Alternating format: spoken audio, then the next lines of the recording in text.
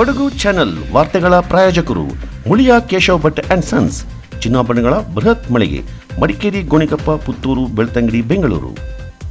ಹೋಮ್ಸ್ಕೇಪ್ furnitures, ಕೊಡಗಿಗೆ ಸಮೀಪದ ವಿಶಾಲವಾದ ಮಳಿಗೆ, ಪಯ್ಯಾವೂರ್, ಕೇರಳ. ಶಾರದಾ ಜ್ಯುವೆಲರ್ಸ್, ಕೊಡಗಿನ ಸಾಂಪ್ರದಾಯಿಕ ಆಭರಣಗಳ ಬೃಹತ್ ಮಳಿಗೆ, Aras road, Mysuru. A to Z super market, Vishwamanava double road, Kuvempu Nagara, Mysuru. SLV Promax, corn mix and corn products, Kushalnagar. Prashanth furnitures, ನಿಮ್ಮ ಅಂದದ ಮನೆಗೆ ಚಂದದ ಪೀಠೋಪಕರಣಗಳ ಮಳಿಗೆ, industrial area, Madikeri.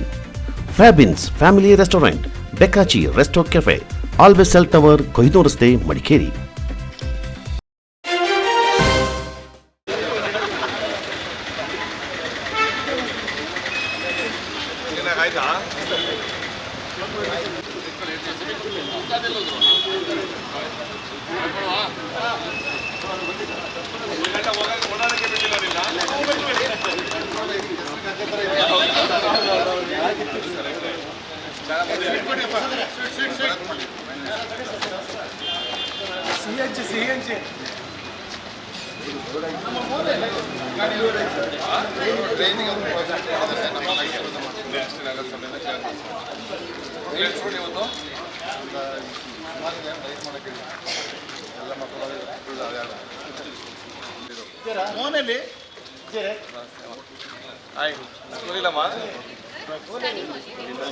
All the best. Full ಆಯ್ತಾ ಇಲ್ಲಿ ಗಂಟ? ಹೌದಾ? ಆ ಕಡೆಯಿಂದ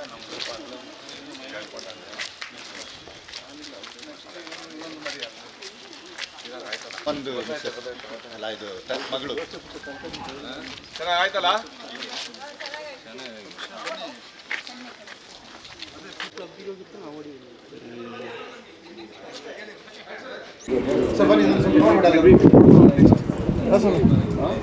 और संडे ಬೇಡ next Wednesday Thursday. Okay, all the best. ಏನು ಓದ್ತಾ ಇದೆಯಾ? Very good. ಮಡಿಕೇರಿ ನಗರದ ವ್ಯಾಪ್ತಿಯಲ್ಲಿ ಇವತ್ತು ವಿಶೇಷವಾಗಿ ಅಲ್ಪಸಂಖ್ಯಾತರ ನಿಧಿಲಿ ಗ್ರಾಂಟ್ ಬಂದಿರೋಂಥ ಮಡಿಕೇರಿ ನಗರಕ್ಕೆ ಪ್ಲಸ್ ಮಡಿಕೇರಿ ವಿಧಾನಸಭಾ ಕ್ಷೇತ್ರಕ್ಕೆ ಏನು 10 ಕೋಟಿ ಬಂದಿದ್ದಂಥ ಫಂಡು ಇವತ್ತು ನಮ್ಮ CPC ಲೇಔಟು 16ನೇ ವಾರ್ಡಲ್ಲಿ ರಸ್ತೆ ಸಿಮೆಂಟ್ ರೋಡ್ ಮಾಡೋಂಥ ಕಾಮಗಾರಿಗೆ ಉದ್ಘಾಟನೆ ಕಾರ್ಯಕ್ರಮಕ್ಕೆ ಸ್ಥಳೀಯರು ಪ್ಲಸ್ ಎಲ್ಲ ನಮ್ಮ ಸ್ನೇಹಿತರುಗಳೆಲ್ಲ ಸೇರ್ಕೊಂಡು ಮಾಡಿದ್ದೀವಿ. ವಿಶೇಷವಾಗಿ ಈ ಭಾಗಕ್ಕೆ ಒಳ್ಳೆಯ ಅವತ್ತಿನ ಸಂದರ್ಭದಲ್ಲಿ ದೊಡ್ಡ ದೊಡ್ಡ ಬಿಲ್ಡಿಂಗೇ ಇತ್ತು. ಆಮೇಲೆ ಸ್ವಲ್ಪ ದೊಡ್ಡ ಬಿಲ್ಡಿಂಗ್ ಇರೋಂಥ ಸಂದರ್ಭದಲ್ಲಿ ರೋಡ್ ಚೆನ್ನಾಗಿಲ್ಲ ಅಂತಂದರೆ ಒಂದು ಅಸಹ್ಯ ಅಂತ ಒಂದು ಪರಿಸ್ಥಿತಿ ಇತ್ತು. ಕಳೆದ ಮಳೆ ಟೈಮಲ್ಲಿ ಹೆಂಗೆ ಕೆಸರಿತ್ತು ಅಂತಂದರೆ 4 ವೀಲ್ ಡ್ರೈವ್ ಆ ಜೀಪಲ್ಲೂ ಹೋಯ್ತಿರಲಿಲ್ಲ, ಆ ಮಟ್ಟಕ್ಕೆ ಕಷ್ಟ ಇತ್ತು. ಅದು ನೋಡೋಂಥ ಸಂದರ್ಭದಲ್ಲಿ ಒಂದು ಅವಕಾಶ ಇತ್ತು ಈ ಭಾಗಕ್ಕೆ. ನನ್ನ ಅನಿಸಿಕೆ 10 ಲಕ್ಷ ರೂಪಾಯಿ ಕಾಮಗಾರಿ ಇವತ್ತು ಸಿಮೆಂಟ್ ರೋಡ್ ಆಗಿದೆ. ಪಕ್ಕದಲ್ಲಿ ಒಂದು ಡ್ರೈನೇಜು ಬರೋಂಥ ದಿವಸಗಳು ಮಾಡಿಕೊಡ್ತೀವಿ ಅಂತ ಇವರಿಗೆ ಹೇಳ್ತಾ, ಹಲವಾರು ಕಾಮಗಾರಿಗಳು ಮಡಿಕೇರಿ ಟೌನ್ ವ್ಯಾಪ್ತದಲ್ಲಿ ಇನ್ನೂ ತೊಗೋಬೇಕಾಗತ್ತೆ. ವಿಶೇಷವಾಗಿ ಏನು CMIDPಲಿ ಏನು ನಮ್ಮ ಶಾಸಕರ ನಿಧಿಗೆ ಏನು 50 ಕೋಟಿ ಕೊಟ್ಟಿರೋಂಥ 3.5 ಕೋಟಿ ರೂಪಾಯಿನೂ ಮಡಿಕೇರಿನ ಟೌನಿಗೆ ಕೊಟ್ಟಿದ್ದೀವಿ. ಅದನ್ನು ಬರೋಂಥ ದಿವಸದಲ್ಲಿ ಒಂದು 10-15 ದಿವಸದಲ್ಲಿ ಹಲವಾರು ರಸ್ತೆ ಕಾಮಗಾರಿಗಳಿಗೆ ತೊಗೋತಾ ಇದ್ದೀವಿ. ವಿಶೇಷವಾಗಿ ನಿಮ್ಮ ನ್ಯೂಸ್ ಚಾನೆಲ್ ಮುಖಾಂತರ ಹೇಳೋಕ್ಕೆ ಇಷ್ಟಪಡ್ತೀನಿ. ಗಾರ್ಬೇಜ್ ಡಿಸ್ಪೋಸಲ್ ಏನು ಲೆಗಸಿ ವೇಸ್ಟು ಕೆಲಸ ಮಾಡ್ತಾವ್ರೆ, ಅದು ಆ ಬಯೋಮೈನಿಂಗ್ ಮಿಷಿನ್ಸು ಎರಡೂ ಬಂದು ಅದು ಕಾಮಗಾರಿ ಸ್ಟಾರ್ಟ್ ಆಗುತ್ತೆ. ಅದೇನು ಸ್ಟೋನ್ ಹಿಲ್ ಅಂತ ಒಂದು ಪರ್ವತ ನಾವೇನು ಮಾಡಿದ್ದೀವಿ ಅದನ್ನ ಶೀಘ್ರದಲ್ಲಿ ಆ ಚರಿತ್ರೆನೇ ಒಂದು ರೀತಿಯಲ್ಲಿ ಬದಲಾವಣೆ ಮಾಡಬೇಕು ಅಂತ ನಮ್ಮದೆಲ್ಲರದು ಆಸೆ ಇರೋದ್ರಿಂದ ಅದಾದಷ್ಟು ಬೇಗ ಕಾಮಗಾರಿ ಬೇಗ ಮುಗಿಸ್ಲಿ ಅಂತ ಅಧಿಕಾರಿಗಳಿಗೂ ಸೂಚನೆ ಕೊಡ್ತಾ, ಹಲವಾರು ಕಾಮಗಾರಿಗಳು ಇವತ್ತು 8-9 ರಸ್ತೆ ಈ ಥರ ಉದ್ಘಾಟನೆ ಮಾಡೋಂಥ ಕಾಮಗಾರಿ ನಾವು ಹೋಗ್ತಾ ಇದ್ದೀವಿ. ಮಡಿಕೇರಿ ಟೌನು ನೀವು ಹೇಳ್ದಂಗೆ ಪವಿತ್ರದಂಥ ಜಾಗ. ರಸ್ತೆ ಇರ್ಬೋದು, ಚರಂಡಿ ಇರ್ಬೋದು, ಕುಡಿಯೋ ನೀರು ಇರ್ಬೋದು, ಎಲ್ಲನೂ ಆದಷ್ಟು ಪ್ರಾಮಾಣಿಕ ಪ್ರಯತ್ನದಲ್ಲಿ ಮೂಲಭೂತ ಸೌಕರ್ಯ ತಲುಪಿಸೋದು ನಮ್ಮ ಜವಾಬ್ದಾರಿ ಅಂತ ನಿಮ್ಮ ಮುಖಾಂತರ ಹೇಳಕ್ಕೆ ಇಷ್ಟಪಡ್ತೀನಿ. ನಾಪೋಕ್ಲು ಬಳಿಯ ಬೇತು ಬಲಂಬೇರಿ ಗ್ರಾಮದ ಮುಖ್ಯ ರಸ್ತೆ ಮಧ್ಯದಲ್ಲಿ ವಾಮಾಚಾರ ಮಾಡಿದ ಕುರುಹು ಪತ್ತೆ. ಜನರಲ್ಲಿ ಆತಂಕ, ಕಿಡಿಗೇಡಿಗಳ ವಿರುದ್ಧ ಕ್ರಮಕ್ಕೆ ಒತ್ತಾಯ. ದಿನನಿತ್ಯ ಸಾರ್ವಜನಿಕರು ನೂರಾರು ವಾಹನ ಸವಾರರು ಸಂಚರಿಸುವ ರಸ್ತೆ ಮಧ್ಯದಲ್ಲಿ ವಾಮಾಚಾರ ಮಾಡಿದ ಕುರುಹುಗಳು ಪತ್ತೆಯಾಗಿ ಜನರಲ್ಲಿ ಆತಂಕ ಸೃಷ್ಟಿಸಿದ ಘಟನೆ ನಾಪೋಕ್ಲು ಬೇತು ಗ್ರಾಮದ ಬಲಂಬೇರಿ ಗ್ರಾಮಕ್ಕೆ ತೆರಳುವ ಮುಖ್ಯ ರಸ್ತೆಯಲ್ಲಿ ನಡೆದಿದೆ.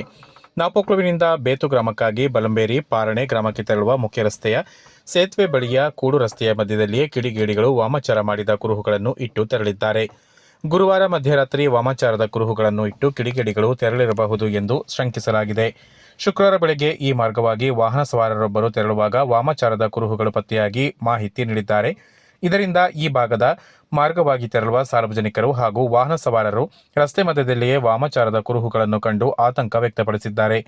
ಬೇತು ಗ್ರಾಮದ ಶ್ರೀ ಮಕ್ಕಿಶಾಸ್ತಾವು ದೇವಾಲಯ ಹಾಗೂ ಬಲಂಬೇರಿ ಪಾರಣೆ ಗ್ರಾಮ ಸಾರ್ವಜನಿಕರು ತೆರಳುವ ರಸ್ತೆ ಮಧ್ಯದಲ್ಲಿಯೇ ವಾಮಾಚಾರ ಮಾಡಿ ಜನರಲ್ಲಿ ಆತಂಕ ಸೃಷ್ಟಿಸುವ ಕೃತ್ಯ ನಡೆಸಿರುವ ಕಿಡಿಗೇಡಿಗಳನ್ನು ಪೊಲೀಸರು ಪತ್ತೆ ಹಚ್ಚಿ ಕ್ರಮ ಕೈಗೊಳ್ಳಬೇಕೆಂದು ನಾಪೋಕ್ಲು ಗ್ರಾಮ ಪಂಚಾಯಿತಿ ಸದಸ್ಯ ಮಾಚಿಟ್ಟಿರ ಕುಶಾಲಪ್ಪ ಒತ್ತಾಯಿಸಿದ್ದಾರೆ. ಮಾಹಿತಿ ತಿಳಿದು ನಾಪೋಕ್ಲು ಪೊಲೀಸರು ಸ್ಥಳಕ್ಕೆ ಭೇಟಿ ನೀಡಿ ಪರಿಶೀಲನೆ ನಡೆಸಿದ್ದಾರೆ. ನಾನು ಮಾಚೇಟಿರ ಕುಶಾಲಪ್ಪ, ನಾಪೋಕ್ಲು ಗ್ರಾಮ ಪಂಚಾಯಿತಿ ಸದಸ್ಯ. ಇಂದು ಬೆಳಿಗ್ಗೆ ಬೇತು ಮುಖ್ಯ ರಸ್ತೆಯಿಂದ ಮಕ್ಕಿ ಟೆಂಪಲ್ ಆ ರಸ್ತೆ ಮುಖಾಂತರ ಬಲಂಬೇರಿ ಹಾಗೂ ಪಾರಣೆ ಸಂಪರ್ಕ ಕಲ್ಪಿಸುವ ರಸ್ತೆ ಮಧ್ಯದಲ್ಲಿ ಕೆಲವು ಕಿಡಿಗೇಡಿಗಳು ವಾಮಾಚಾರ ಮಾಡಿ ರಸ್ತೆ ಮಧ್ಯದಲ್ಲಿಟ್ಟಿದ್ದಾರೆ.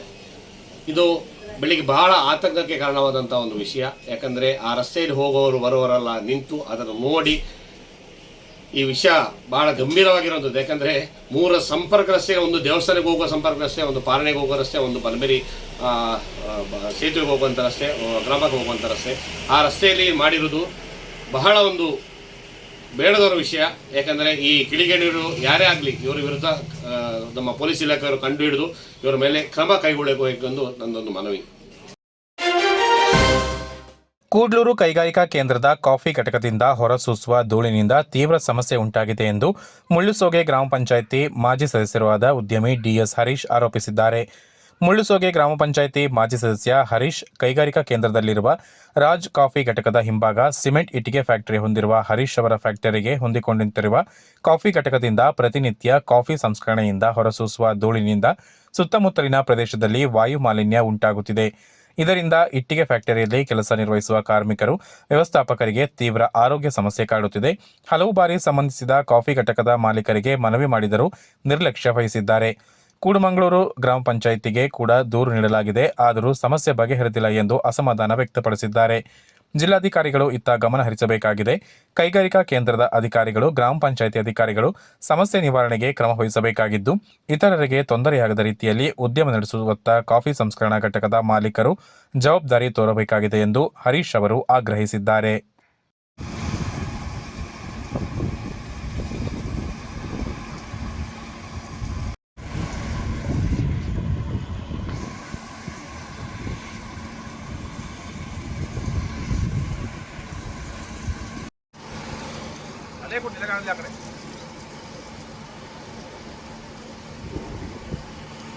ಇದು ಕುಶಾಲನಗರ ತಾಲೂಕು ಇಂಡಸ್ಟ್ರಿಯಲ್ ಏರಿಯಾ, ಕೂಡ್ಮಂಗ್ಳೂರು ಗ್ರಾಮ ಪಂಚಾಯತಿ ವ್ಯಾಪ್ತಿ ಬರೋ ಇಂಡಸ್ಟ್ರಿಯಲ್ ಏರಿಯಾ ನೋಡಿ. ಇದು ರಾಜ್ ಕಾಫಿ ಕ್ಯೂರಿಂಗ್ ವರ್ಕ್ಸ್ ಅಂತ ಹೇಳಿ ಸತತವಾಗಿ ನಾವು 2 ವರ್ಷದಿಂದ ಹೇಳ್ತಾ ಇದ್ದೀನಿ.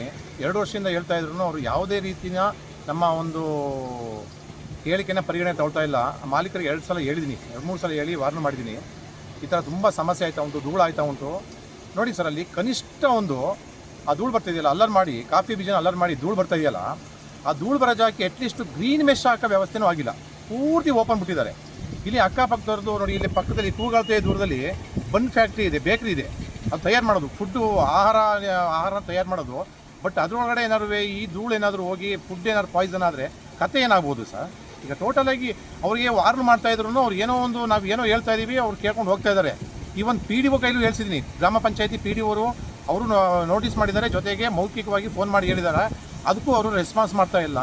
ನೋಡಿ, ಈ ಥರ ಗಾಳಿ ಬಂದಾಗ ಸಿಕ್ಕಾಬಿಟ್ಟು ಧೂಳು ಬರ್ತದೆ. ಮತ್ತು ಇಲ್ಲಿ ಕೆಲಸ ಮಾಡೋ ಕಾರ್ಮಿಕರು ಪಾಪ ಅವರು 100-200 ರೂಪಾಯಿ 500 ರೂಪಾಯಿ ಸಂಪಾದನೆಗೆ ಬಂದ್ಬಿಟ್ಟು ಸಾವಿರಾರು ರೂಪಾಯಿ ಹಾಸ್ಪಿಟ್ಲಿಗೆ ತೆತ್ತಂಥ ಪರಿಸ್ಥಿತಿ ಬಂದಿದೆ. ಅವ್ರು ಏನೇ ಹೇಳಿದ್ರು ಅವ್ರು ಪರಿಗಣನೆ ತಗೊಳ್ತಾ ಇಲ್ಲ, ನಮ್ಮ ಮಾತನ್ನ ಅಲೆಗೈತಾ ಇದ್ದಾರೆ. ದಯಮಾಡಿ ಈ ಒಂದು ಧೂಳು ಬರ್ತಾ ಇದೆ, ಅದಕ್ಕೆ ಏನೋ ಅವರು ಕನಿಷ್ಠ ಒಂದು ಪ್ರಿಕಾಕ್ಷನ್ ಮುಂಜಾಗ್ರತಾ ಕ್ರಮ ವಹಿಸಿಲ್ಲ. ಇದು ಸಾರ್ವಜನಿಕವಾಗಿ ಪಕ್ಕದಲ್ಲಿ ಒಂದು ಗ್ರಾಮ ಇದೆ, ಸುಂದರನಗರ ಗ್ರಾಮ. ಅದು ಜಸ್ಟ್ 100 ಮೀಟ್ರ್ ಪಕ್ಕದಲ್ಲಿ ಗ್ರಾಮ ಇದೆ, ಮೇನ್ ರಸ್ತೆ, ಮುಖ್ಯ ರಸ್ತೆ. ಅದು ಗಾಳಿ ಬೀಸಿದಾಗ ಪೂರ್ತಿ ಮನೆಗಳು ಹೋಗ್ತಾ ಇದೆ. ಅಲ್ಲಿ ಪಾಪ ಜನಗಳೆಲ್ಲ ವಾಸ ಮಾಡಲಿಕ್ಕೆ ತುಂಬ ಕಷ್ಟಪಡ್ತಾ ಇದ್ದಾರೆ. ಧೂಳು ಕುಡಿದು ಎಷ್ಟೋ ಜನ ಪಾಪ ವಯಸ್ಸಾದವರೆಲ್ಲ ತುಂಬ ಕಷ್ಟಪಟ್ಟು ಜೀವನ ಮಾಡ್ತಾ ಇದ್ದಾರೆ. ಕೊಡಗು ಜಿಲ್ಲೆಯಾದ್ಯಂತ ಆವರಿಸಿಕೊಂಡಿರುವ ಅಸ್ಸಾಂ ಸೋಗಿನ ಅಕ್ರಮ ಬಾಂಗ್ಲಾದೇಶಿಗರನ್ನು ಹೊರಹಾಕುವಂತೆ ಕೇಂದ್ರ ಹಾಗೂ ರಾಜ್ಯ ಸರ್ಕಾರವನ್ನು ಕರ್ನಾಟಕ ರಕ್ಷಣಾ ವೇದಿಕೆ ಪ್ರವೀಣ್ ಶೆಟ್ಟಿ ಬಣ ಪತ್ರಿಕಾಗೋಷ್ಠಿಯಲ್ಲಿ ಆಗ್ರಹಿಸಿದರು. ಮಾರ್ಚ್ 2ರಂದು ಪಟ್ಟಣದಲ್ಲಿ ಅಕ್ರಮ ವಲಸಿಗರ ವಿರುದ್ಧ ಬೃಹತ್ ಪ್ರತಿಭಟನೆ ಹಮ್ಮಿಕೊಳ್ಳಲಾಗಿದೆ. ಅಂದು ಬೆಳಗ್ಗೆ ಕಕ್ಕೆಹೊಳೆ ಸಮೀಪದ ಶ್ರೀ ಬಸವೇಶ್ವರ ವೃತ್ತದಿಂದ ಪ್ರತಿಭಟನಾ ಮೆರವಣಿಗೆ ನಡೆಯಲಿದ್ದು, ಜೆಸಿ ವೇದಿಕೆಯಲ್ಲಿ ಪ್ರತಿಭಟನಾ ಸಭೆ ನಡೆದು ನಂತರ ತಹಶೀಲ್ದಾರ್ ಅವರ ಮೂಲಕ ಪ್ರಧಾನಮಂತ್ರಿಯವರಿಗೆ, ಗೃಹ ಇಲಾಖೆಗೆ ಮತ್ತು ರಾಜ್ಯದ ಮುಖ್ಯಮಂತ್ರಿಗಳಿಗೆ ಮನವಿ ಪತ್ರ ಸಲ್ಲಿಸಲಾಗುವುದು ಎಂದು ಕರವೇ ಜಿಲ್ಲಾಧ್ಯಕ್ಷ ಕೆಎನ್ ದೀಪಕ್ ತಿಳಿಸಿದರು. ಅಕ್ರಮ ವಲಸಿಗರ ವಿರುದ್ಧ ಕಳೆದ 10 ವರ್ಷಗಳಿಂದ ಕರವೇ ಹೋರಾಟ ಮಾಡಿಕೊಂಡು ಬರುತ್ತಿದೆ. ಆದರೆ ಸರ್ಕಾರಗಳು ಸೂಕ್ತ ಕ್ರಮ ಕೈಗೊಂಡಿಲ್ಲ. ಪ್ರಸಕ್ತ ಅಕ್ರಮ ವಲಸಿಗರ ಹಾವಳಿ ಮಿತಿ ಮೀರಿದೆ. ಇನ್ನಾದರೂ ಗೃಹ ಇಲಾಖೆ ಎಚ್ಚೆತ್ತುಕೊಳ್ಳದಿದ್ದರೆ ಇಲ್ಲಿನ ನಿವಾಸಿಗಳು ಸಂಕಷ್ಟ ಅನುಭವಿಸಬೇಕಾಗುತ್ತದೆ. ಎನ್ಐಎ ಮೂಲಕ ತಪಾಸಣೆ ನಡೆಸಬೇಕಾಗಿದೆ. ಅಕ್ರಮ ವಲಸಿಗರನ್ನು ಪತ್ತೆ ಹಚ್ಚಿ ಕಾನೂನಿನಂತೆ ಗಡೀಪಾರು ಮಾಡಬೇಕು. ಗೃಹ ಇಲಾಖೆಗೆ 1 ತಿಂಗಳ ಗಡುವು ನೀಡಲಾಗುವುದು. ತಪ್ಪಿದಲ್ಲಿ ಜಿಲ್ಲಾ ಕೇಂದ್ರದಲ್ಲೂ ಪ್ರತಿಭಟನೆ ನಡೆಸಲಾಗುವುದು ಎಂದು ಎಚ್ಚರಿಕೆ ನೀಡಿದರು. ಕೊಡಗು ಜಿಲ್ಲೆಯಲ್ಲಿ ಲೈನ್ ಮನೆಯಲ್ಲಿ ಬಾಂಗ್ಲಾ ವಲಸಿಗರಿಗೆ ಅಕ್ರಮವಾಗಿ ಆಶ್ರಯ ಕೊಟ್ಟಿರುವ ಮಾಲೀಕರ ವಿರುದ್ಧ ಕಡ್ಡಾಯವಾಗಿ ಕ್ರಿಮಿನಲ್ ಹಾಗೂ ರಾಷ್ಟ್ರದ್ರೋಹದ ಪ್ರಕರಣ ದಾಖಲಿಸಬೇಕು ಎಂದು ಒತ್ತಾಯಿಸಿದರು. ಕಾರ್ಮಿಕರ ಸೋಗಿನಲ್ಲಿರುವ ಅಕ್ರಮ ವಲಸಿಗರಿಂದ ಸ್ಥಳೀಯ ಕಾರ್ಮಿಕರಿಗೆ ಅನ್ಯಾಯವಾಗುತ್ತಿದೆ. ಕನ್ನಡಿಗರ ಅನ್ನವನ್ನು ಕಿತ್ತುಕೊಳ್ಳುತ್ತಿದ್ದಾರೆ. ಇಲ್ಲಿನ ಕಾರ್ಮಿಕರು ಕೂಲಿ ಇಲ್ಲದೆ ಪರದಾಡುತ್ತಿದ್ದಾರೆ. ವಲಸಿಗರು ದೇಶದ ಕಾನೂನನ್ನು ಗೌರವಿಸುತ್ತಿಲ್ಲ. ಕೆಲ ಕಡೆ ಕಾನೂನುಬಾಹಿರ ಕೃತ್ಯದಲ್ಲಿ ತೊಡಗಿದ್ದಾರೆ. ಸಾರ್ವಜನಿಕ ಸ್ಥಳಗಳಲ್ಲಿ ಧೂಮಪಾನ, ಮದ್ಯಪಾನ ಮಾಡುತ್ತಾರೆ. ಗೋಮಾಂಸ ಮಾರಾಟ ಮಾಡುತ್ತಾರೆ. ಗೋಹತ್ಯೆಯಲ್ಲೂ ಭಾಗಿಯಾಗುತ್ತಿದ್ದಾರೆ. ಬಾಡಿಗೆ ವಾಹನ ಓಡಿಸುತ್ತಿದ್ದಾರೆ. ಸಂತೆಯಲ್ಲಿ ವ್ಯಾಪಾರ ಮಾಡುತ್ತಿದ್ದಾರೆ. ಸೆಲೂನ್ಗಳನ್ನು ನಡೆಸುತ್ತಿದ್ದಾರೆ. ಬ್ರೋಕರ್ಗಳಾಗಿ ಕೆಲಸ ಮಾಡುತ್ತಿದ್ದಾರೆ. ಸ್ಥಳೀಯರ ಮೇಲೆ ಹಲ್ಲೆಗಳನ್ನು ಮಾಡುತ್ತಿದ್ದಾರೆ ಎಂದು ದೂರಿದರು. ಕಳೆದ 25 ವರ್ಷಗಳಿಂದ ನೆನೆಗುದಿಗೆ ಬಿದ್ದಿರುವ ಸರೋಜಿನಿ ಮಹಿಷಿ ವರದಿಯನ್ನು ಕೂಡಲೇ ಜಾರಿಗೊಳಿಸಬೇಕು ಎಂದು ಆಗ್ರಹಿಸಲಾಗುವುದು ಎಂದು ತಿಳಿಸಿದರು. ಸಮಾಜದ ಕೆಲಸದಲ್ಲೂ ಕೂಡ ಅವರು ಬಂದು ನಮ್ಮ ಕನ್ನಡಿಗರ ಅನ್ನವನ್ನು ಕಿತ್ತುಕೊಳ್ಳುವಂಥ ಕೆಲಸವನ್ನು ಮಾಡ್ತಾ ಇದ್ದಾರೆ. ಕಟ್ಟಿಂಗ್ ಶಾಪ್ ಇರ್ಬೋದು, ವಾಹನ ಚಾಲನೆ ಇರ್ಬೋದು, ಜೊತೆಗೆ ಪಿಕಪ್ ಇಟ್ಕೊಂಡು ಕೂಲಿ ಕಾರ್ಮಿಕರನ್ನ ಕರ್ಕೊಂಡು ಹೋಗುವಂಥ ವಿಚಾರ ಇರ್ಬೋದು, ಅಂಗಡಿಗಳಲ್ಲಿ ಇರ್ಬೋದು, ಕೊಡಗಿನ ವಿವಿಧ ಭಾಗಗಳಲ್ಲಿ ಏನು ಸಂತೆ ಮಾರುಕಟ್ಟೆ ಆಗ್ತದೆ, ಆ ಸಂತೆ ಮಾರುಕಟ್ಟೆಯಲ್ಲಿ ಕೂಡ ಇವರು ಕೂರುವಂಥ ಒಂದು ಪರಿಸ್ಥಿತಿ, ಅದು ಕೂತು ವ್ಯಾಪಾರ ಮಾಡುವಂಥ ಪರಿಸ್ಥಿತಿ ಈಗ ನಾವು ನೋಡ್ತಾ ಇದ್ದೀವಿ. ಸೋಮವಾರಪೇಟೆಯಲ್ಲಿ ನಮ್ಮ ಪ್ರತಿರೋಧ ನಂತರ ಅದು ಕ್ರಮೇಣ ಕಡಿಮೆ ಆಗಿದೆ. ಆದರೆ ಕೊಡ್ಲಿಪೇಟೆ, ಶನಿವಾರ ಸಂತೆ ಮತ್ತು ಈ ಕಡೆ ನಮ್ಮ ಬನ್ನಪೇಟೆ ಭಾಗದಲ್ಲಿ ಹಲವಾರು ಮಂದಿ ಈಗ ಅದನ್ನು ವ್ಯಾಪಾರ ವಹಿವಾಟನ್ನು ಶುರು ಮಾಡಿಕೊಂಡಿದ್ದಾರೆ. ಹಾಗಾಗಿ ಸರ್ಕಾರ ಈ ಬಗ್ಗೆ ಎಚ್ಚೆತ್ತುಕೋಬೇಕು. ಕಳೆದ ವಿಧಾನಸಭಾ ಅಧಿವೇಶನದಲ್ಲಿ ನಮ್ಮ ಮಾನ್ಯ ಗೌರವಾನ್ವಿತ ಶಾಸಕರು ವಿಧಾನಸಭೆಯಲ್ಲಿ ಕೊಡಗಿನಲ್ಲಿ ಈಗಾಗಲೇ ತುಂಬಿರುವಂಥ ಬಾಂಗ್ಲಾ ವಲಸಿಗರ ವಿರುದ್ಧ ಕ್ರಮ ಕೈಗೊಳ್ಳಬೇಕು, ಅವರನ್ನ ಪತ್ತೆ ಹಚ್ಚಿ ಅವರನ್ನ ಗಡೀಪಾರು ಮಾಡಬೇಕು ಅನ್ನತಕ್ಕಂಥ ಒಂದು ದೊಡ್ಡ ವಿಚಾರವನ್ನು ವಿಧಾನಸೌಧದಲ್ಲಿ ಪ್ರಸ್ತಾಪ ಮಾಡಿದರು. ನಿಜಕ್ಕೂ ಇದು ನಮ್ಮ ಮುಂದಿನ ಭವಿಷ್ಯದ ಮಕ್ಕಳಿಗೆ ದೊಡ್ಡ ಮಟ್ಟದ ಗಂಡಾಂತರ ಅಂತ ನಾನು ಈ ಪತ್ರಿಕಾಗೋಷ್ಠಿಯಲ್ಲಿ ಹೇಳ್ತಾ ಇದ್ದೇನೆ. ಗೋಷ್ಠಿಯಲ್ಲಿ ಯುವ ಘಟಕದ ಜಿಲ್ಲಾಧ್ಯಕ್ಷ ವಸಂತಾಚಾರ್ಯ, ನಗರ ಘಟಕಾಧ್ಯಕ್ಷ ಬಿಎಸ್ ಮಂಜುನಾಥ್, ಕಾರ್ಯದರ್ಶಿ ಕೆಪಿ ರವೀಶ್, ಸಂಚಾಲಕ ಶೇಖರ್ ತಾಕೇರಿ ಮತ್ತಿತರರು ಉಪಸ್ಥಿತರಿದ್ದರು. ಅತ್ಯಂತ ಶ್ರೀಮಂತ ಸಂಸ್ಕೃತಿಯನ್ನು ಹೊಂದಿರುವ ಮೊಗೇರ ಸಮಾಜದ ಮೂಲಭೂತ ಸಮಸ್ಯೆಗಳ ಬಗೆಹರಿಕೆಗೆ ಪೂರಕವಾಗಿ ಸಮಾಜವನ್ನು ಸಂಘಟಿಸುವ ಪ್ರಮುಖ ಉದ್ದೇಶದೊಂದಿಗೆ ಫೆಬ್ರವರಿ 28 ಮತ್ತು ಮಾರ್ಚ್ 1ರಂದು ಸುಳ್ಯದ ಕೊಡಿಯಲ್ ಬೈಲ್ ಸಮುದಾಯ ಭವನದಲ್ಲಿ ಮೊಗೇರ ದುಡಿ ಆಯ್ನ 2026ರ ಸಮಾರಂಭವನ್ನು ಆಯೋಜಿಸಲಾಗಿದೆ ಎಂದು ಕರ್ನಾಟಕ ರಾಜ್ಯ ಮೊಗೇರ ಸಂಘದ ಅಧ್ಯಕ್ಷರಾದ ನಂದರಾಜ್ ಸಂಕೇಶ್ ಅವರು ತಿಳಿಸಿದ್ದಾರೆ. ಸುದ್ದಿಗೋಷ್ಠಿಯಲ್ಲಿ ಈ ಕುರಿತು ಮಾತನಾಡಿದ ಅವರು, ಮೊಗೇರ ಸಮಾಜ ಕೊಡಗನ್ನು ಒಳಗೊಂಡಂತೆ ದಕ್ಷಿಣ ಕನ್ನಡ, ಉಡುಪಿ, ಚಿಕ್ಕಮಗಳೂರು ಮತ್ತು ಬೆಂಗಳೂರಿನಲ್ಲಿ ಚದುರಿದಂತೆ ನೆಲೆಸಿದ್ದಾರೆ. ಭೂಮಿ ಪುತ್ರರು ಎಂದೇ ಪ್ರಸಿದ್ಧವಾದ ಮೊಗೇರ ಸಮಾಜ ದೈವಾರಾಧನೆ, ಪಾಡ್ದಾನಗಳೊಂದಿಗೆ ಅತ್ಯಂತ ವಿಶಿಷ್ಟವಾದ ಸಂಸ್ಕೃತಿ, ಆಚಾರ ವಿಚಾರಗಳನ್ನು ಹೊಂದಿರುವ ಜನಾಂಗವೆಂದು ತಿಳಿಸಿದರು. ಸರ್ಕಾರಿ ದಾಖಲೆಗಳಲ್ಲಿ ಮೊಗೇರ ಸಮಾಜದ ಸಂಖ್ಯೆ ಕೇವಲ 70,000 ನಿಜಕ್ಕಾದರೆ ನಮ್ಮ ಸಮೂಹ ಸಂಖ್ಯೆ 3 ಲಕ್ಷಕ್ಕೂ ಹೆಚ್ಚಾಗಿದೆ. ಅತ್ಯಂತ ಹಿಂದುಳಿದ ಮೊಗೇರ ಸಮಾಜ ಪರಿಶಿಷ್ಟ ಜಾತಿಗೆ ಒಳಪಡುತ್ತಿದ್ದು, ನಮ್ಮ ಜಾತಿಯ ಪ್ರಮಾಣ ಪತ್ರವನ್ನು ಮೀನುಗಾರ ಮೊಗೇರ ಸಮಾಜ ಪಡೆದುಕೊಳ್ಳುವ ಮೂಲಕ ಮೂಲ ಮೊಗೇರ ಸಮಾಜಕ್ಕೆ ಅನ್ಯಾಯವಾಗಿತ್ತು. ಪ್ರಸ್ತುತ ಸರ್ಕಾರ ಈ ಸಮಸ್ಯೆಯನ್ನು ಬಗೆಹರಿಸಿದೆಯಾದರೂ ಕೊಡಗಿನಲ್ಲಿ ಇಂದಿಗೂ ಮೊಗೇರ ಸಮಾಜದ ಜಾತಿ ಪ್ರಮಾಣ ಪತ್ರದ ಸಮಸ್ಯೆಗಳು ಹಾಗೆಯೇ ಉಳಿದಿದ್ದು, ಇದನ್ನು ಬಗೆಹರಿಸುವ ಅಗತ್ಯವಿರುವುದಾಗಿ ತಿಳಿಸಿದರು. ಪ್ರಸ್ತುತ ಮೊಗೇರ ಸಮಾಜವನ್ನು ಪ್ರವರ್ಗ 2ಕ್ಕೆ ಒಳಪಡಿಸಿ 6% ಒಳ ಮೀಸಲಾತಿಯನ್ನು ಸರ್ಕಾರ ಒದಗಿಸಿರುವುದಾಗಿ ತಿಳಿಸಿದ ಅವರು, ಮತ್ತಷ್ಟು ಸಮಸ್ಯೆಗಳ ಬಗ್ಗೆ ಸರ್ಕಾರದ ಗಮನ ಸೆಳೆಯುವ ಮತ್ತು ನಮ್ಮ ಸಮೂಹದ ಶಕ್ತಿಯನ್ನು ಸಮಾಜಕ್ಕೆ ತೋರಿಸುವ ಉದ್ದೇಶದಿಂದ ದುಡಿ ಆಯ್ನ ಸಮಾರಂಭವನ್ನು ಆಯೋಜಿಸಲಾಗಿರುತ್ತದೆ ಎಂದು ತಿಳಿಸಿ, ಮೊಗೇರ ಸಂಘ 1974ರಲ್ಲಿ ಅಸ್ತಿತ್ವಕ್ಕೆ ಬಂದಿದ್ದು ಇದೀಗ ಸುವರ್ಣ ಸಂಭ್ರಮದಲ್ಲಿರುವುದಾಗಿ ತಿಳಿಸಿದರು. ಮೊದಲನೇ ದಿವಸ 28ನೇ ತಾರೀಕಿನ ಬಗ್ಗೆ 2,000 ಜನದ ಅಂದಾಜು, ಮರುದಿವಸ ಮೆರವಣಿಗೆ ಸೇರಿ ಸದಾ 5,000 ಜನ ಸೇರಬೇಕು ನಿರೀಕ್ಷೆಯಲ್ಲಿ ನಾವು ಇದ್ದೇವೆ. ನಮ್ಮ ಮೂಲ ಜನಾಂಗ ಬೇರೆ ಜನಾಂಗದ ನಿಮಗೆ ಈಗಾಗಲೇ ನಿಮ್ಮ ಪತ್ರಿಕೆ ಗಮನಕ್ಕೆ ತರ್ತಾ ಇದ್ದೇನೆ. ನಮ್ಮದು ಕೂಡು ಭಾಷೆ ಮಾತನಾಡೋದು, ಎಲ್ಲಿ ಕೂಡ ನಾವು ಕನ್ನಡ ಮಾತಾಡೋದು, ಎಲ್ಲಿ ಕೂಡ ಕನ್ನಡ ಮಾತಾಡೋದು. ಇತರ ಯಾವುದೇ ಎಲ್ಲ ಜನಾಂಗದವರು ಕನ್ನಡ ಮಾತಾಡ್ತಾರೆ, ಮಲಯಾಳಂ ಮಾತಾಡ್ತಾರೆ ಅಥವಾ ತುಳು ಮಾತಾಡ್ತಾರೆ. ಆದರೆ ನಾವು ಮೂಲ ಜನಾಂಗ ಏನಿದ್ರೆ ತುಳು ಮಾತ್ರ ಮಾತಾಡೋದು. ಎಲ್ಲ 7 ಜಿಲ್ಲೆಯಲ್ಲಿ ಕೂಡ ಇವತ್ತು ಆರಾಧನೆ ಕೂಡ ಇದೆ. ಆರಾಧನೆ ಮಾಡಿದ್ರೆ ಎಲ್ಲ ನಮ್ಮದು ದೈವವನ್ನು ನಾವು ಮೂರ್ತಿ ಪೂಜೆಯನ್ನು ಮಾಡೋದಿಲ್ಲ. ನಾವು ದೈವ ಆರಾಧನೆ ಮಾಡುವಂಥ ಸಮುದಾಯ. ಅದೇ ರೀತಿ ನಾವು ನಮ್ಮದು ವಿಶಿಷ್ಟವಾದ ಒಂದು ಸೇವೆ ಇದೆ, ಅದು ಮಂಜ ಸೇವೆ, ಮಂಜ ಪೂಜೆ, ಮಂಜ ಸೇವೆ. ಅದು ಇತರ ಯಾವುದೇ ಸಮುದಾಯದಿಲ್ಲ. ಈ ಮಂಜ ಸೇವೆ ಕಷ್ಟಕ್ಕೆ, ಆಮೇಲೆ ದನ ಕರು ಹಾಕದೇ ಇದ್ರೆ ಅಥವಾ ಹಾಲು ಕೊಡೋದಿದ್ರೆ ಅಥವಾ ಕೃಷಿಗೆ ಕಾಣಾಗ ಹರಕೆ ಬರುವಂಥ ಒಂದು ವಿಶಿಷ್ಟ ಸಮುದಾಯ ಮಂಜ ಸೇವೆ. ಅದನ್ನು ಮುಗೇರ ಮೂಲಕ ಇತರ ಸಮುದಾಯಗಳು ಕೂಡ ನಮ್ಮ ದಕ್ಷಿಣ ಕನ್ನಡ ಊರು ಕಡೆ ಮಾಡ್ತಾ ಇದ್ದಾರೆ. ಇದೊಂದು ಕೂಡ ನಮ್ಮ ಸಮುದಾಯದ ವಿಶಿಷ್ಟ ಸೇವೆ. ಮೊಗೇರ ಸಂಘದ ರಾಜ್ಯ ಕಾರ್ಯಾಧ್ಯಕ್ಷರಾದ ಕರುಣಾಕರ ಪಲ್ಲತರ್ಕ ಅವರು ಮಾತನಾಡಿ 2 ದಿನಗಳ ಕಾಲ ಆಯೋಜಿತವಾಗಿರುವ ಮೊಗೇರ ದುಡಿ ಆಯನ ಸಮಾರಂಭದಲ್ಲಿ ಮೊಗೇರ ಸಮಾಜಕ್ಕೆ ಸೇರಿದ ಸಾಂಸ್ಕೃತಿಕ ಕಲಾ ಪ್ರಕಾರಗಳು, ಜಾನಪದ ಕ್ರೀಡೆಗಳ ಪ್ರದರ್ಶನಗಳನ್ನು ಆಯೋಜಿಸಲಾಗಿದೆ ಎಂದು ತಿಳಿಸಿದರು.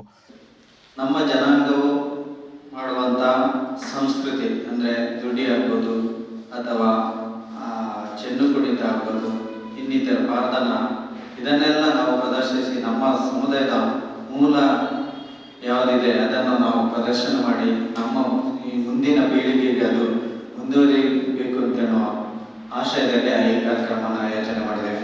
ಅದರ ಜೊತೆಗೆ ನಮ್ಮ ಸಮುದಾಯದಲ್ಲಿ ಯಾರೆಲ್ಲ ಹೆಚ್ಚಿನ ವಿದ್ಯಾಭ್ಯಾಸ ಪಡೆದು ದೊಡ್ಡ ದೊಡ್ಡ ಕೆಲಸದಲ್ಲಿದ್ದಾರೆ ಅವರನ್ನೆಲ್ಲ ಕರೆದು ನಮ್ಮ ಸಮುದಾಯದ ಮಕ್ಕಳಿಗೆ ಮಾರ್ಗದರ್ಶನ ಕೊಟ್ಟು ಅವರು ಮುಂದಕ್ಕೆ ಯಾವ ರೀತಿ ವಿದ್ಯಾಭ್ಯಾಸ ಪಡ್ಕೊಳ್ಬೇಕು, ಯಾವುದು ಶಿಕ್ಷಣ ಪಡೆದರೆ ಯಾವ ಹುದ್ದೆ ಪಡೆಯಬಹುದು ಅಂತ ಹೇಳುವ ಮಾಹಿತಿಯನ್ನು ನಾವು ಕೊಡಲಿಕ್ಕಿದ್ದೇವೆ. ಕೊಡಗು ಜಿಲ್ಲಾ ಮೊಗೇರ ಸೇವಾ ಸಮಾಜದ ಅಧ್ಯಕ್ಷರಾದ PM ರವಿ ಅವರು ಮಾತನಾಡಿ, ಇದೊಂದು ಐತಿಹಾಸಿಕವಾದ ಕಾರ್ಯಕ್ರಮವಾಗಿದ್ದು ಇದರಲ್ಲಿ ಕೊಡಗಿನ ಮೊಗೇರ ಸಮಾಜದ ಬಾಂಧವರು ಪಾಲ್ಗೊಳ್ಳುವಂತೆ ಮಾಡುವ ಉದ್ದೇಶದಿಂದ ಈಗಾಗಲೇ ಸಮಾಜ ಬಾಂಧವರ ಮನೆ ಭೇಟಿ ಕಾರ್ಯಕ್ರಮವನ್ನು ನಡೆಸಲಾಗುತ್ತಿದೆ. ಸಮಾರಂಭಕ್ಕೆ ಜಿಲ್ಲೆಯ ಶಾಸಕರುಗಳು ಮತ್ತು ಸಂಸದರನ್ನು ಆಹ್ವಾನಿಸಲಾಗಿದೆ ಎಂದು ಮಾಹಿತಿಯನ್ನಿತ್ತರು. ಐತಿಹಾಸಿಕ ಕಾರ್ಯಕ್ರಮ ನಮ್ಮ ಜನಾಂಗದ ಸಂಸ್ಕೃತಿ, ಆಚಾರ, ವಿಚಾರ, ಪದ್ಧತಿ, ಪರಂಪರೆಗಳೇನಿದೆ ಅದನ್ನು ಉಳಿಸುವುದು ಒಂದು ಭಾಗ ಆದರೆ ಮತ್ತು ನಾವು ನಮ್ಮ ಸಮಾಜ ಒಂದು ರೀತಿಯಲ್ಲಿ ಸಂಘಟಿತರಾಗಬೇಕು ಅಂತ ಹೇಳುವ ಚಿಂತನೆಯ ಅಡಿಯಲ್ಲಿ ಮಾಡಿರ್ತಕ್ಕಂಥ ಕಾರ್ಯಕ್ರಮ. ಈ ಕಾರ್ಯಕ್ರಮದ ಉದ್ದೇಶಗಳು ಕೂಡ ಅದೇ. ನಮ್ಮ ಜನಾಂಗ ಇವತ್ತು ಆರ್ಥಿಕವಾಗಿ, ಸಾಮಾಜಿಕವಾಗಿ ಮತ್ತು ಶೈಕ್ಷಣಿಕವಾಗಿ ಇತ್ತೀಚಿನ ಕಾಲಘಟ್ಟದಲ್ಲಿ ಒಂದಷ್ಟು ಅಭಿವೃದ್ಧಿಯ ಪಥದಲ್ಲಿದ್ದೇವೆ. ನಾವು ಕೂಡ ಒಂದು ರಾಜಕೀಯವಾಗಿ ಕೂಡ ಮುಂಚಿನಲ್ಲಿದ್ದೇವೆ.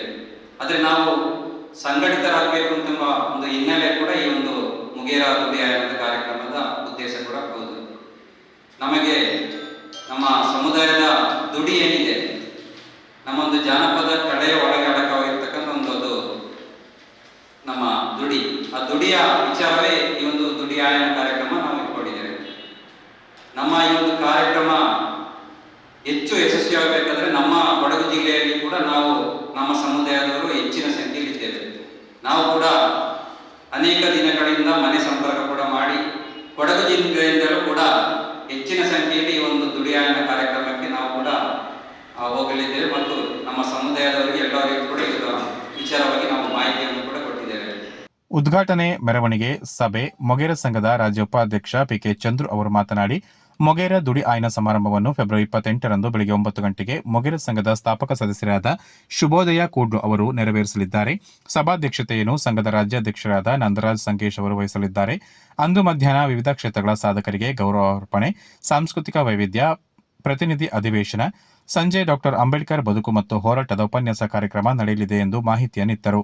ಮಾರ್ಚ್ 1ರಂದು ಬೆಳಗ್ಗೆ 10 ಗಂಟೆಗೆ ವಿವಿಧ ಕಲಾ ತಂಡಗಳೊಂದಿಗೆ ವರ್ಣರಂಜಿತ ಮೆರವಣಿಗೆ, ಬಳಿಕ ಬಹಿರಂಗ ಸಭೆ ನಡೆಯಲಿದೆ ಎಂದು ತಿಳಿಸಿದರು. 2026 ಶನಿವಾರ ಬೆಳಗಿನ ಕಾರ್ಯಕ್ರಮ ಅಧ್ಯಕ್ಷತೆ ನಂದರಾಜ್ ಸಂಕೇಶ್ ಅವರು, ಅಧ್ಯಕ್ಷರು ಕರ್ನಾಟಕ ರಾಜ್ಯ ಮೊಗೇರ ಸಂಘ ಇವರು ವಹಿಸಿಕೊಳ್ತಿದ್ದಾರೆ.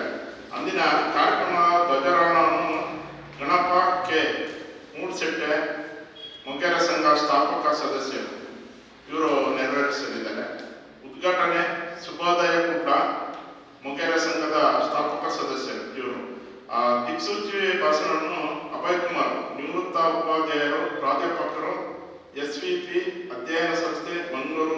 ವಿದ್ಯಾನಿಲಯ ಈ ರೀತಿ ಕಾರ್ಯಕ್ರಮ.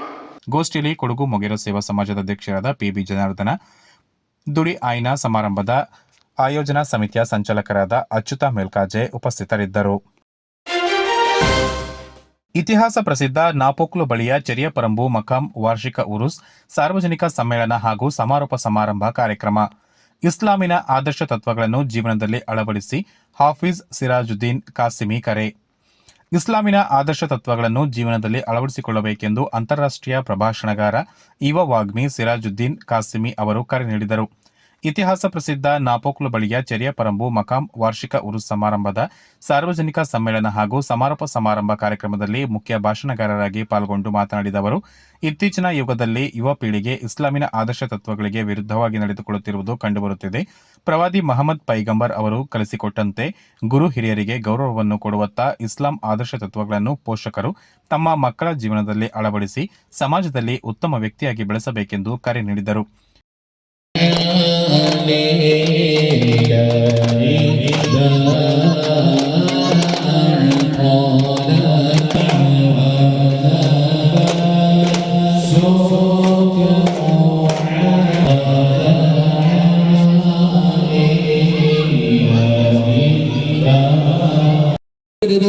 മക്കളെ, അല്ലാഹുവിന്റെ പരിശുദ്ധമായ ദീനുണ്ടല്ലോ, ആ ദീനനുസരിച്ച് വേണം നിങ്ങൾ ജീവിക്കാൻ. ആ ദീന മുറുകെ പിടിച്ചിട്ട് വേണം നിങ്ങൾ ജീവിക്കാൻ. തന്റെ പൊന്നാര മക്കളെ വിളിച്ചിരുത്തിയിട്ട് യാക്കൂബ് എന്ന് പറയുന്ന പിതാവ് തന്റെ മക്കൾക്ക് ആദർശം പഠിപ്പിച്ചു കൊടുക്കുകയാ. ആദ്യം പഠിപ്പിച്ചു കൊടുക്കുന്നത് ആദർശമാണോ? അല്ലാഹുവിന്റെ ദീനനുസരിച്ചിട്ടാണ് ജീവിക്കേണ്ടത്. ഇടയ്ക്കിടയ്ക്ക് ഉപദേശിക്കുകയാണ്. യാക്കൂബ് നബി അലൈഹിസ്സലാം തന്റെ മരണമെടുത്തപ്പോ എല്ലാ മക്കളെയും അടുത്ത് വിളിക്കുകയാണ്. എന്നിട്ട് പടച്ചവനെ ആ മരണത്തിന്റെ വേളയിൽ പോലും യാക്കൂബ് നബി അലൈഹിസ്സലാം തന്റെ പൊന്നാര മക്കളോട് ചോദിക്കുകയാണ്, അൻകുന്തും ശുഹദാ ഇദ് ഹദറ യാക്കൂബൽ മൗത് ഇദ് ഖാല ലിബനീഹി മാ തഅബുദൂന മിൻ ബഅദി.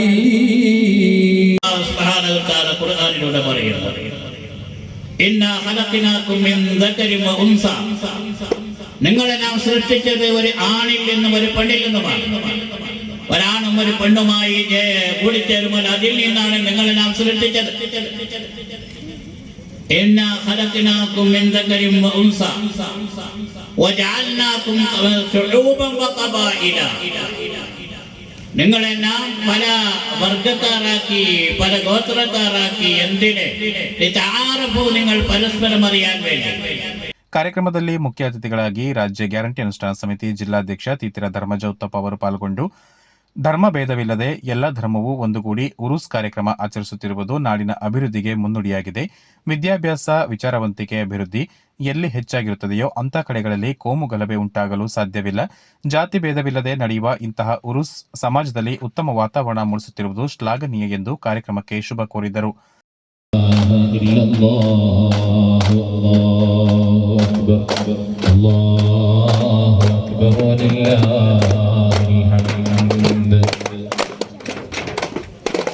ಕಾರ್ಯಕ್ರಮಗಳು ಮಾಡೋ ಮೂಲಕ ಅಥವಾ ಇಂಥ ಒಂದು ವಾರ್ಷಿಕ ದೇವರ ಹಬ್ಬದ ಉತ್ಸವದಲ್ಲಿ ನಾವೆಲ್ಲ ಇವತ್ತು ಏನಂದ್ರೆ ಯಾವುದೇ ಧರ್ಮ ಇದನ್ನು ಬಿಟ್ಟು ಈಗಿನ ಒಂದು ಮುಂದಿನ ದಿನಗಳಲ್ಲಿ ಇವತ್ತಿನ ಒಂದು ಏನು ನಮ್ಮ ಜಗತ್ತಿನಲ್ಲಿ ನಡೆಯುವಂತಹ ಒಂದು ಈಗಿನ ಒಂದು ವ್ಯವಸ್ಥೆಯಲ್ಲಿ ಇವತ್ತು ಎಲ್ಲಾ ಒಂದು ಧರ್ಮದವರು ಎಲ್ಲ ಜಾತಿಯವರು ಕೂಡ ಇವತ್ತು ಎಲ್ಲ ಹಿಂದೂಗಳ ಹಬ್ಬ ಆಗಿರ್ಲಿ, ಮುಸ್ಲಿಂ ಇರ್ಲಿ, ಕ್ರೈಸ್ತರಲ್ಲಿ ಎಲ್ಲರೂ ಜೊತೆಗೂಡಿ ಆಚರಿಸೋದು ಮತ್ತು ಎಲ್ಲರೂ ಕೂಡ ಪಾಲ್ಗೊಳ್ಳುವಂತ ಒಂದು ಉತ್ತಮ ಒಂದು ವಾತಾವರಣ ಕೂಡ ಈಗ ನಾವು ಕಂಡು ಬರ್ತಿದ್ದೇವೆ. ಯಾಕೆಂದ್ರೆ ಯಾವಾಗ ವಿದ್ಯಾಭ್ಯಾಸ ಮತ್ತು ಅಭಿವೃದ್ಧಿ ಮತ್ತು ವಿಚಾರವಂತಿಕೆ ಜಾಸ್ತಿ ಆಗ್ತದೆ, ಆ ಸಂದರ್ಭದಲ್ಲಿ ನಾವೆಲ್ಲ ಕೆಲವಾರು ಕೋಮುಗಳನ್ನು ಬಿಟ್ಟು ನಾವು ಅಧಿಕಾರದತ್ತ ಹೋಗ್ತಾ ಇದ್ದೀವಿ ಅಂತ ಹೇಳೋದಕ್ಕೆ ಇವತ್ತು ಈ ಎಲ್ಲ ಒಂದು ಜನರ ಒಂದು ಸೇರುವಿಕೆ ಮತ್ತು ಎಲ್ಲರೂ ಕೂಡ ಸೇರಿ ನಡೆಸುವ ಒಂದು ಹಬ್ಬದ ಆಚರಣೆ ಇವತ್ತು. ಮೊದಲಿಗೆ ಕಾರ್ಯಕ್ರಮವನ್ನು ಕೊಡಗು ಜಿಲ್ಲಾ ನಾಸಿಬ್ ಖಾಜಿಗಳು ಹಾಗೂ ಕೇಂದ್ರ ಮುಷಾವರಾ ಸದಸ್ಯರಾದ ಅಬ್ದುಲ್ಲಾ ಫೈಜಿ ಅವರು ಉದ್ಘಾಟಿಸಿ ಮಾತನಾಡಿದರು. ಉರುಸ್ ಸಮಾರಂಭದ ಅಂಗವಾಗಿ ಹಿರಿಯರ ಮತ್ತು ವಿದ್ಯಾರ್ಥಿಗಳ ದಫ್ ಪ್ರದರ್ಶನ, ಬುರ್ದಾ ಮಜ್ಲಿಸ್ ಸೇರಿದಂತೆ ವಿವಿಧ ಧಾರ್ಮಿಕ ಕಾರ್ಯಕ್ರಮಗಳು ನಡೆಯಿತು. ವಾರ್ಷಿಕ ಉರುಸ್ ಸಮಾರಂಭದ ಅಂಗವಾಗಿ ಮಸೀದಿಯಲ್ಲಿ ಮೌಲೂದ್ ಪಾರಾಯಣ ಹಾಗೂ ಭಕ್ತಾದಿಗಳಿಗೆ ಅನ್ನದಾನ ಕಾರ್ಯಕ್ರಮ ನಡೆಯಿತು. ಚೆರೆಪರಂಬು ಜಮಾತ್ ಅಧ್ಯಕ್ಷ ಪಿಎ ಅಹಮದ್ ಅವರ ಅಧ್ಯಕ್ಷತೆಯಲ್ಲಿ ನಡೆದ ಕಾರ್ಯಕ್ರಮದ ವೇದಿಕೆಯಲ್ಲಿ ಜಿಲ್ಲಾ ವಕ್ಫ್ ಬೋರ್ಡ್ ಅಧಿಕಾರಿ ಮಹಮ್ಮದ್ ಇರ್ಫಾನ್, ಕಕ್ಕುಂದಕಾಡು ವೆಂಕಟೇಶ್ವರ ದೇವಾಲಯದ ಜೀರ್ಣೋದ್ಧಾರ ಸಮಿತಿ ಅಧ್ಯಕ್ಷ ಎಂಪಿ ಗೋಪಾಲ, ನಾಪೋಕ್ಲು ಪೊಲೀಸ್ ಠಾಣಾಧಿಕಾರಿ ಪಿಜಿ ರಾಘವೇಂದ್ರ, ಡಿಸಿಸಿ ಉಪಾಧ್ಯಕ್ಷ ಅಬ್ದುಲ್ ರೆಹಮಾನ್, ಕೆಡಿಪಿ ಸದಸ್ಯ ಕೋಳುಮಂಡ ರಫೀಕ್, ತಾಟುಮಣ್ಣಪ್ಪ, ಮಾದಂಡ ತಿಮ್ಮಯ್ಯ, ಗ್ರಾಮ ಪಂಚಾಯಿತಿ ಸದಸ್ಯ ಇಸ್ಮಾಯಿಲ್, ಜಮಾತ್ ಕಾರ್ಯದರ್ಶಿ ಪರವಂಡ ಸಿರಾಜ್, ಉಪಾಧ್ಯಕ್ಷ ಪಿಎಂ ಇಬ್ರಾಹಿಂ, ಕೋಶಾಧಿಕಾರಿ ಪಿಎಚ್ ಬಶೀರ್, ಸಹ ಕಾರ್ಯದರ್ಶಿ ಆಲಿ, ಸದಸ್ಯರಾದ ಅರ್ಷಫ್, ಮೊಯ್ದು ಗುಂಯಿ, ಇಸ್ಮಾಯಿಲ್ ಸಕಾಫಿ ಕೊಂಡಂಗೇರಿ, ಮಸೀದಿಯ ಖತೀಬರಾದ ಮೊಹಮ್ಮದ್ ಶಫೀಕ್ ಅಲಿ ಸಿರಾಜಿ ಸೇರಿದಂತೆ ಜಮಾತ್ ಆಡಳಿತ ಮಂಡಳಿ ಪದಾಧಿಕಾರಿಗಳು, ಸದಸ್ಯರು, ಭಕ್ತಾದಿಗಳು ಅಧಿಕ ಸಂಖ್ಯೆಯಲ್ಲಿ ಪಾಲ್ಗೊಂಡಿದ್ದರು. ಕಾರ್ಯಕ್ರಮದಲ್ಲಿ ಜಮಾತ್ ಮಾಜಿ ಕಾರ್ಯದರ್ಶಿ ಸಿಎಂ ಉಸ್ಮಾನ್ ನಿರೂಪಿಸಿದರು. ಜಮಾತ್ ಕಾರ್ಯದರ್ಶಿ ಪರವಂಡ ಸಿರಾಜ್ ಸ್ವಾಗತಿಸಿ ಸರ್ವರನ್ನು ವಂದಿಸಿದರು.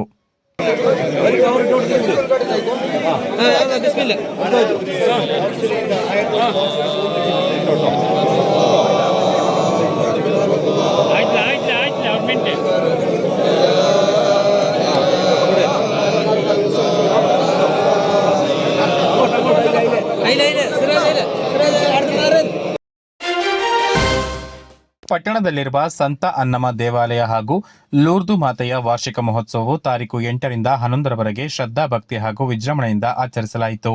ಮಹೋತ್ಸವದ ಅಂಗವಾಗಿ ತಾರೀಕು 11ರಂದು ಸಂತ ಅನ್ನಮ ದೇವಾಲಯದಲ್ಲಿ ಮೈಸೂರು ಧರ್ಮಕೇಂದ್ರದ ವಂದನೀಯ ಪೂಜ್ಯ ಗುರು ಫ್ರಾನ್ಸಿಸ್ ಸೆರಾವೋ ಅವರಿಂದ ಆಡಂಬರ ಗಾಯನ, ಬಲಿಪೂಜೆ, ಧಾರ್ಮಿಕ ಆಶೀರ್ವಚನ ಹಾಗೂ ಪರಮಪ್ರಸಾದ ವಿತರಣೆ ಬಳಿಕ ಸಂತ ಅನ್ನಮ್ಮ ಮತ್ತು ಲೂರ್ದು ಮಾತೆಯ ವಿದ್ಯುತ್ ದೀಪಾಲಂಕೃತ ಮಂಟಪವು ವಾದ್ಯಗೋಷ್ಠಿಯೊಂದಿಗೆ ಮೆರವಣಿಗೆ ಹೊರಟು ಚರ್ಚ್ ರಸ್ತೆಗಾಗಿ ದಕ್ಕನಿ ಮೊಹಲ್ಲಾ, ತೆಲುಗರ ಬೀದಿ, ಜೈನರ ಬೀದಿ, ಗಡಿಯಾರ ಕಂಬದ ಬಳಿಯಿದ್ದ ಮುಖ್ಯ ರಸ್ತೆಗಾಗಿ ಖಾಸಗಿ ಬಸ್ ನಿಲ್ದಾಣ ಮಾರ್ಗವಾಗಿ ಸುಣ್ಣ ಬೀದಿ, ಗೋಣಿಕೊಪ್ಪ ರಸ್ತೆ, ಕೆಎಸ್ಆರ್ಟಿಸಿ ಬಸ್ ನಿಲ್ದಾಣದ ಬಳಿಯಿಂದ ಮುಖ್ಯ ರಸ್ತೆಗಾಗಿ ದೊಡ್ಡಟ್ಟಿ ಚೌಕಿ ಮಾರ್ಗವಾಗಿ ಸಂತ ಅನ್ನಮ್ಮ ದೇವಾಲಯದವರೆಗೆ ಕ್ರೈಸ್ತ ಬಾಂಧವರು ನೂರಾರು ಸಂಖ್ಯೆಯಲ್ಲಿ ಮೆರವಣಿಗೆ ನಡೆಸಿದರು. ಇದಕ್ಕೂ ಮೊದಲು ತಾರೀಕು 8ರಂದು ವಾರ್ಷಿಕೋತ್ಸವಕ್ಕೆ ಧ್ವಜಾರೋಹಣ ನೆರವೇರಿಸಿ ಮಹೋತ್ಸವಕ್ಕೆ ಚಾಲನೆ ನೀಡಲಾಯಿತು. ಬಳಿಕ ಜಪಸರ ಮತ್ತು ದಿವ್ಯ ಬಲಿಪೂಜೆ ನಡೆಯಿತು. ತಾರೀಕು 9 ಮತ್ತು 10ರಂದು ಪ್ರಾರ್ಥನೆ, ಜಪಸರ, ದಿವ್ಯ ಬಲಿಪೂಜೆ ಪ್ರಬೋಧನೆಯನ್ನು ಬೆಂಗಳೂರಿನ ವಂದನೀಯ ಗುರು ರೋಬಿನ್ ಅವರು ನಡೆಸಿಕೊಟ್ಟರು. ಈ ವೇಳೆ ಸಂತ ಅನ್ನಮ್ಮ ದೇವಾಲಯದ ಧರ್ಮಗುರುಗಳಾದ ಜೇಮ್ಸ್ ಡೊಮಿನಿಕ್, ಮದುಲೈ ಮುತ್ತು, ಐಸೆಕ್ ರತ್ನಾಕರ, ಅವಿನಾಶ್, ದಯಾನಂದ ಪ್ರಭು, ವಿಜಯ್ ಕುಮಾರ್ ಹಾಗೂ ಆರ್ಜಿ ಪೊನ್ನಂಪೇಟೆ, ಅಮ್ಮತ್ತಿ, ಸೋಮವಾರಪೇಟೆ ಇತರೆಡೆಯಿಂದ ಧರ್ಮ ಕೇಂದ್ರದ ಗುರುಗಳು, ಕನ್ಯಾಸ್ತ್ರೀಯರು, ಸಲಹಾ ಸಮಿತಿ ಸದಸ್ಯರುಗಳಿದ್ದರು. ವಾರ್ಷಿಕ ಮಹೋತ್ಸವ ಮತ್ತು ಮೆರವಣಿಗೆಯಲ್ಲಿ ಪಟ್ಟಣ ಹಾಗೂ ಗ್ರಾಮೀಣ ಭಾಗದ ಕ್ರೈಸ್ತ ಬಾಂಧವರು ಅಧಿಕ ಸಂಖ್ಯೆಯಲ್ಲಿ ಭಾಗವಹಿಸಿದ್ದರು.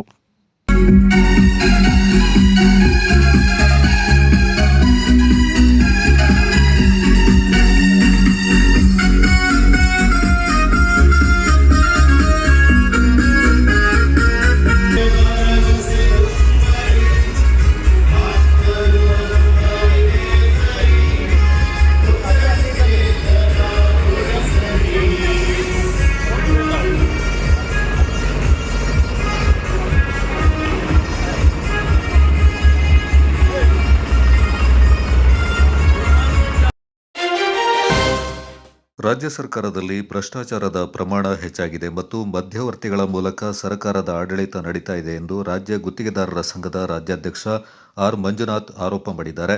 ನಗರದ ಸುದರ್ಶನ ಅತಿಥಿ ಗೃಹದಲ್ಲಿ ಸುದ್ದಿಗೋಷ್ಠಿಯಲ್ಲಿ ಮಾತನಾಡಿದವರು, ರಾಜ್ಯ ಗುತ್ತಿಗೆದಾರರ ಸಂಘದ ಹಿಂದಿನ ಅಧ್ಯಕ್ಷರಾಗಿ ಕೆಂಪಣ್ಣ ಅವರು ಕಾರ್ಯನಿರ್ವಹಿಸ್ತಾ ಇದ್ದ ಸಂದರ್ಭ ವಿರೋಧ ಪಕ್ಷದಲ್ಲಿದ್ದ ಸಿದ್ದರಾಮಯ್ಯವರು ಅಂದಿನ ಸಂದರ್ಭಗಳನ್ನು ಬಳಸಿಕೊಂಡು ಅಧಿಕಾರಕ್ಕೆ ಬಂದರು. ಹೀಗಿದ್ದು ಇಂದು ಗುತ್ತಿಗೆದಾರರ ಸಂಕಷ್ಟಗಳಿಗೆ ಸ್ಪಂದಿಸ್ತಾ ಇಲ್ಲ. ಬಹಳಷ್ಟು ಇಲಾಖೆಗಳಲ್ಲಿ ಕೆಲವು ಸಚಿವರು ಮಧ್ಯವರ್ತಿಗಳ ಮೂಲಕ ಆಡಳಿತ ನಡೆಸ್ತಾ ಇದ್ದಾರೆ. ಇಂತಹ ಕೆಲಸ ಇತಿಹಾಸದಲ್ಲೇ ನಡೆದಿಲ್ಲ ಅಂತ ಟೀಕಿಸಿದರು. ರಾಜ್ಯವ್ಯಾಪಿ ಗುತ್ತಿಗೆದಾರರ ಕೆಲಸಗಳಿಗೆ 37,000 ಕೋಟಿ ರೂಪಾಯಿ ಇಂದಿಗೂ ಪಾವತಿಯಾಗಿಲ್ಲ. ಕಳೆದ 2 ವರ್ಷಗಳ ಕಾಂಗ್ರೆಸ್ ಸರ್ಕಾರದ ಅವಧಿಯಲ್ಲಿ ಕಿಂಚಿತ್ ಹಣ ಪಾವತಿಯಾಗದೆ ಗುತ್ತಿಗೆದಾರರು ಸಂಕಷ್ಟಕ್ಕೆ ಒಳಗಾಗಿದ್ದಾರೆ. ಬಾಕಿ ಮೊತ್ತವನ್ನು ತಕ್ಷಣ ಪಾವತಿಸುವಂತೆ ಒತ್ತಾಯಿಸಿ ಮಾರ್ಚ್ 5ರಂದು ಬೆಂಗಳೂರಿನ ಫ್ರೀಡಂ ಪಾರ್ಕ್ನಲ್ಲಿ ಗುತ್ತಿಗೆದಾರರು ಬೃಹತ್ ಮುಷ್ಕರ ನಡೆಸಲಿದ್ದಾರೆಂದರು. ಸ್ಟೇಟ್ ಕಾಂಟ್ರಾಕ್ಟ್ ಅಸೋಸಿಯೇಷನ್ನಿಂದ ಈ ಕೊಡಗು ಜಿಲ್ಲೆ ಅದೊಂದು ಜಿಲ್ಲೆಯಾಗಿ ನಾವು ಸುಮಾರು ನಮ್ಗೆ ಇರ್ತಕ್ಕಂಥದ್ದು ನಮ್ಮ ಪೆಂಡಿಂಗ್ ಬಿಲ್ಲು ಸುಮಾರು 37,000 ಕೋಟಿ ವಿವಿಧ ಇಲಾಖೆಗಳಲ್ಲಿ, ಮೈನರ್ ಇರಿಗೇಷನ್ ಇರ್ಬೋದು, ಮೇಜರ್ ಇರಿಗೇಷನ್ ಇರ್ಬೋದು, ಮತ್ತು ಆಮೇಲೆ ಲೋಕೋಪಯೋಗಿ ಇಲಾಖೆ ಇರ್ಬೋದು, PRED ಇರ್ಬೋದು, ವಸತಿ ಇರ್ಬೋದು, ನಗರಾಭಿವೃದ್ಧಿ ಇರ್ಬೋದು, ಇದೆಲ್ಲ ಇಲಾಖೆಯಿಂದ ಸೇರಿ 37,000 ಕೋಟಿ ನಮ್ಮಲ್ಲಿ ಪೆಂಡಿಂಗ್ ಬಿಲ್ ಇದೆ. ನಾವು ಅಷ್ಟೇ ಎಲ್ಲ ಪ್ರತಿ ಸರಿ ಮಾಧ್ಯಮ ಮಿತ್ರರೇ, ನೀವು ನಮಗೆ ನಿರಂತರವಾಗಿ ಹಿಂದೆ ಕೆಂಪಣ್ಣರಿದ್ದಾಗಲೂ ಸಹ ನಿರಂತರವಾಗಿ ನೀವು ಸಪೋರ್ಟ್ ಮಾಡ್ಕೊಳ್ತಾನೆ ಬಂದ್ವಿ. ಅದೇ ಥರ ಹೋರಾಟ ಮಾಡ್ಕೊತ ಬಂದ್ವಿ. ತಮಗೆಲ್ಲರಿಗೂ ಗೊತ್ತಿರ್ತಕ್ಕಂಥ ವಿಚಾರ ಆಗಿದೆ. ನಮ್ಮ ಹೋರಾಟದ ಫಲವಾಗಿ ಇವತ್ತು ಮಾನ್ಯ ಸಿದ್ದರಾಮಯ್ಯನವರು ಮುಖ್ಯಮಂತ್ರಿ ಆಗಲಿಕ್ಕೆ ಕಾರಣಕರ್ತರಾಗಿದ್ದಾರೆ. ಅದಂತೂ ಸತ್ಯ. ಯಾಕೆಂದರೆ ನೇರವಾಗಿ ಇವಾಗಲೇ ಎಲ್ರಿಗೂ ಸಹ ಸ್ಪಷ್ಟವಾಗಿರುತ್ತೆ. ಆದರೂ ಸಹ ನಾವು ನಮ್ಗೆ ಇದುವರೆಗೂ 2.5 ವರ್ಷದಿಂದ ನಾವು ಯಾವುದೇ ಥರವಾದ ನಮಗೆ ಕಾಂಟ್ರಾಕ್ಟರ್ಗಳಿಗೆ ಅನುಕೂಲ ಆಗ್ತಾ ಇಲ್ಲ. ಮೊನ್ನೆ ಮುಖ್ಯಮಂತ್ರಿಗಳು ವಿರೋಧ ಪಕ್ಷದಲ್ಲಿದ್ದಂಥ ಸಂದರ್ಭದಲ್ಲಿ ನಮ್ಮ ಹಿಂದಿನ ಕೆಂಪಣ್ಣ ಅವ್ರನ್ನ ಹೋರಾಟದ ಒಂದು ಎನ್ಕ್ಯಾಶ್ ಮಾಡಿಕೊಂಡು ಇವತ್ತು ನಮ್ಮ ಸರ್ಕಾರ ಇವತ್ತು ಬಂದಿರೋದಕ್ಕೆ ನಾವು ಸ್ವಲ್ಪ ಕಾರಣಕರ್ತರಾಗಿದ್ದೀವಿ. ಸೊ ಈ ಒಂದು ನಿಟ್ಟಿನಲ್ಲಿ ನಾವು ಸುಮಾರು 6 ತಿಂಗಳು ಕಾದ್ವಿ, ವರ್ಷ ಕಾದ್ವಿ, 2 ವರ್ಷ ಕಾದ್ವಿ, 2.5 ವರ್ಷ ಆಯಿತು. ನಮ್ದು ಇರ್ತಕ್ಕಂಥ 37,000 ಪೆಂಡಿಂಗ್ ಬಿಲ್ಲು, ನಾವು ಮಾಡಿರ್ತಕ್ಕಂಥ ದುಡಿಮೆ, ನಾವು ಮಾಡಿರ್ತಕ್ಕಂಥ ನಿಮ್ಗೆಲ್ಲರೂ ಗೊತ್ತಿರ್ಬೋದು ಸ್ನೇಹಿತರೆ, ನಾವು ಎಲ್ಲರೂ ಭಾಳ ಕಷ್ಟದಲ್ಲಿದ್ದೀವಿ. ಕಾಂಟ್ರಾಕ್ಟರ್ಗಳು ಎಲ್ಲರೂ ಎಂತೆಂಥ ಕಷ್ಟದ ಕಾಲದಲ್ಲಿ, ಅದು ಮುಖ್ಯವಾಗಿ ಮಡಿಕೇರಿ ಅಂತ ಜಾಗದಲ್ಲಿ ಕಷ್ಟ ಕಾಲದಲ್ಲಿ ಕೆಲಸ ಮಾಡಿರ್ತಕ್ಕಂಥವ್ರು ಸುಮಾರು ಜನ ಇಲ್ಲಿದ್ದೀರ. ಎಲ್ಲ ಸೀನಿಯರ್ಸ್ಗಳು, ಜಗದೀಶ್ ಎಲ್ಲರೂ ಸಹ ಭಾಳ ಜನ ಇದ್ದೀರ. ಸೊ ಇಂಥ ಪೇಮೆಂಟ್ಗಳು ಸಹ ಕೊಟ್ಟಿಲ್ಲ. ನನಗೆ ಸುಮಾರು ಮನವರಿಕೆ ಮಾಡಿಕೊಟ್ರು 7 ಕೋಟಿ ರೂಪಾಯಿ ನಮ್ಮದು ಕೊಡಗು ಜಿಲ್ಲಾ ಇದರಿಂದ ಬರಬೇಕು ಅಂತಂದೇಳಿ, ಫ್ಲಡ್ ಕ್ಲಿಯರೆನ್ಸ್ ಅಂತಂದೇಳಿ ಬರಬೇಕು ಅಂತಂದೇಳಿ. ಆದರೂ ನಾವು ಅದನ್ನು ಮಿನಿಸ್ಟರ್ ಹತ್ರ ಮಾತಾಡಿ ಸೊ ಅದನ್ನು ಕೊಡುವಂಥ ಕೆಲಸ ನಾವು ಮುಂದಿನ ದಿನಗಳಲ್ಲಿ ಮಾಡ್ತಾ ಇದ್ದೀವಿ. ಒಂದು ಗೋಷ್ಠಿಯಲ್ಲಿ ರಾಜ್ಯ ಗುತ್ತಿಗೆದಾರರ ಸಂಘದ ಕಾರ್ಯಾಧ್ಯಕ್ಷ ಎನ್.ಡಿ. ಕೃಷ್ಣ, ಉಪಾಧ್ಯಕ್ಷ ಎ.ಜಿ. ಸುರೇಶ್, ಸಂಘಟನಾ ಕಾರ್ಯದರ್ಶಿ ನಾಗರಾಜ್, ಕೊಡಗು ಜಿಲ್ಲಾ ಗುತ್ತಿಗೆದಾರರ ಸಂಘದ ಅಧ್ಯಕ್ಷ ಕಿಂಬುಡಿರ ರವಿಚಂಗಪ್ಪ ಮತ್ತಿತರ ಪ್ರಮುಖರು ಪಾಲ್ಗೊಂಡಿದ್ದರು.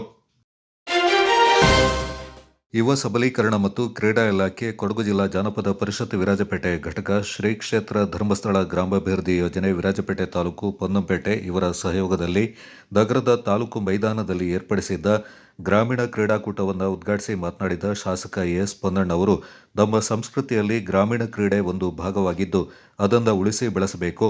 ಗ್ರಾಮೀಣ ಕ್ರೀಡಾಕೂಟ ಸಂಸ್ಕೃತಿ ಉಳಿಯಲು ನಾವು ಅದಕ್ಕೆ ಉತ್ತೇಜನ ನೀಡುವ ಮೂಲಕ ಮುಂದಿನ ಪೀಳಿಗೆಗೆ ಉಳಿಸಿ ಬೆಳೆಸಿಕೊಂಡು ಹೋಗುವಂತಾಗಬೇಕೆಂದರು. ಹಾಗೆಯೇ ಕ್ರೀಡಾ ಕಾರ್ಯಕ್ರಮವನ್ನು ನಮ್ಮ ಮಾನ್ಯ ಶಾಸಕರಾದಂತಹ ಶ್ರೀಯುತ ಎಸ್ ಪೊನ್ನಣ್ಣನವರು ಸೋಲು ಪಡೆಯುವುದರ ಮೂಲಕ ಉದ್ಘಾಟನೆ ಕಂಜರವನ್ನು ಪಡೆಯುವುದರ ಮೂಲಕ ಉದ್ಘಾಟನೆ ಮಾಡ್ತಾ ಇದ್ದಾರೆ. ದಯವಿಟ್ಟು ಎಲ್ಲರೂ ಸಹ ಜೋರಾಗಿ ಕರತಾಂಡವನ್ನು ಮಾಡಿ ಈ ಒಂದು ಕಾರ್ಯಕ್ರಮದ ಉದ್ಘಾಟನೆ. ಜಿಲ್ಲೆಯಲ್ಲಿ ಅತಿ ಹೆಚ್ಚು ಉತ್ಸಾಹದಿಂದ ಕ್ರೀಡೆಗೆ ನಾವೆಲ್ಲ ಪ್ರೋತ್ಸಾಹ. ಎಲ್ಲೋ ಗ್ರಾಮೀಣ ಕ್ರೀಡೆ ಕೂಡ ಅಷ್ಟು ಪ್ರೋತ್ಸಾಹ ಬರುತ್ತಾ ಇಲ್ಲ ಅನ್ನುವಂಥದ್ದು ನನ್ನ ಅನಿಸಿಕೆ. 2 ತಿಂಗಳ ಹಿಂದೆ ಹೊರಗೋಡ ಗ್ರಾಮದಲ್ಲಿ ಕೂಡ ಒಂದು ಗ್ರಾಮೀಣ ಕ್ರೀಡಾಕೂಟ, ಎಲ್ಲ ಹಳೆ ಕ್ರೀಡೆಗಳು, ಅದರಿಂದ ಸ್ಪರ್ಧೆ ನಾನು ಕೂಡ ಭಾಗವಹಿಸಿ ಭಾಳ ಚೆನ್ನಾಗಿದೆ. ಅಂದರೆ ಎಲ್ಲ ಗ್ರಾಮೀಣ ಭಾಗದ ಗ್ರಾಮದ ಊರಿನ ಜನರು ಭಾಗವಹಿಸಿ ಆ ಸ್ಪರ್ಧೆಯಲ್ಲಿ ಉತ್ಸಾಹದಿಂದ ಭಾಗವಹಿಸಿ ಅದನ್ನು ನೋಡಿದಾಗ ಈ ಗ್ರಾಮೀಣ ಕ್ರೀಡಾಕೂಟಕ್ಕೆ ನಾವೆಲ್ಲ ಕೂಡ ಮತ್ತೆ ಉತ್ತೇಜನವನ್ನು ಕೊಡಲೇಬೇಕು. ಅದು ಉಳಿಬೇಕು. ಅದರಲ್ಲಿ ಸಿಕ್ಕುವಂಥ ಆನಂದ, ಅದರಲ್ಲೇನು ಖರ್ಚಿಲ್ಲ, ಭಾಳ ಸರಳವಾಗಿ ಅದನ್ನು ನಡೆಸ್ಕೊಂಡು ಕೂಡ ಹೋಗ್ಬೋದು. ಭಾಳ ದೊಡ್ಡ ಮೈದಾನಗಳ ಅವಶ್ಯಕತೆ ಇದೆ. ಕೊಡಗು ಜಿಲ್ಲಾ ಜಾನಪದ ಪರಿಷತ್ನ ಅಧ್ಯಕ್ಷರಾದ ಬಿಜಿ ಅನಂತಶಯನ್ ಅವರು ಮಾತನಾಡಿ, ಗ್ರಾಮೀಣ ಭಾಗದಲ್ಲಿ ಎಲೆಮರೆಯ ಕಾಯಿಯಂತಿರುವ ಕಲಾವಿದರನ್ನು ಗುರುತಿಸಿ ಕಳೆದ 10 ವರ್ಷಗಳಿಂದಲೂ ರಾಜ್ಯ ಮಟ್ಟದ ಪ್ರಶಸ್ತಿಯನ್ನು ನೀಡ್ತಾ ಇದೆ. ಜಾನಪದದಲ್ಲಿ ಅಹಂ ಇರಬಾರದು, ಒಂದು ಕುಟುಂಬದವರಂತೆ ಇರುವಂತಾಗಬೇಕೆಂದರು. ಹಾಡಿಗಳಲ್ಲಾಗಲಿ ಅಥವಾ ನಗರಗಳಲ್ಲೇ ಆಗಲಿ ಇದ್ದಂತಹ ಜಾನಪದ ಕಲಾವಿದರಿಗೆ ರಾಜ್ಯ ಮಟ್ಟದ ಪ್ರಶಸ್ತಿಗಳನ್ನ ಕೊಡಿಸುವುದರ ಮೂಲಕ, ಅಲ್ಲಲ್ಲಿ ಜಾಗೃತಿಯನ್ನು ಮೂಡಿಸುವ ಮೂಲಕ, ಶಾಲೆಗಳಲ್ಲಿ, ಮಡಿಕೇರಿಯಲ್ಲಿ ವಿಶೇಷವಾಗಿ ಶಾಲೆಗಳಲ್ಲಿ ವಾರದಲ್ಲಿ ಒಂದು ಜಾನಪದದ ವಿಚಾರವಾಗಿ ಮಕ್ಕಳಿಗೆ ಹೇಳಿಕೊಡುವ ಮೂಲಕ, ಜಾನಪದ ದಸರಾವನ್ನು ಆಚರಿಸುವ ಮೂಲಕ ಸಾಕಷ್ಟು ಕಾರ್ಯಕ್ರಮಗಳನ್ನು ಹಮ್ಮಿಕೊಂಡು ಬಂದಿದ್ದೇವೆ.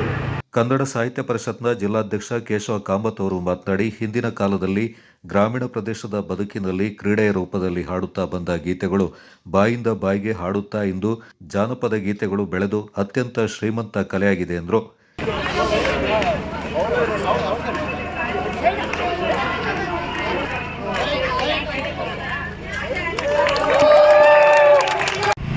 ನಿಮ್ಮೆಲ್ಲರ ಬಾಳಿನ ಬೆಳಕಾಗಬೇಕು.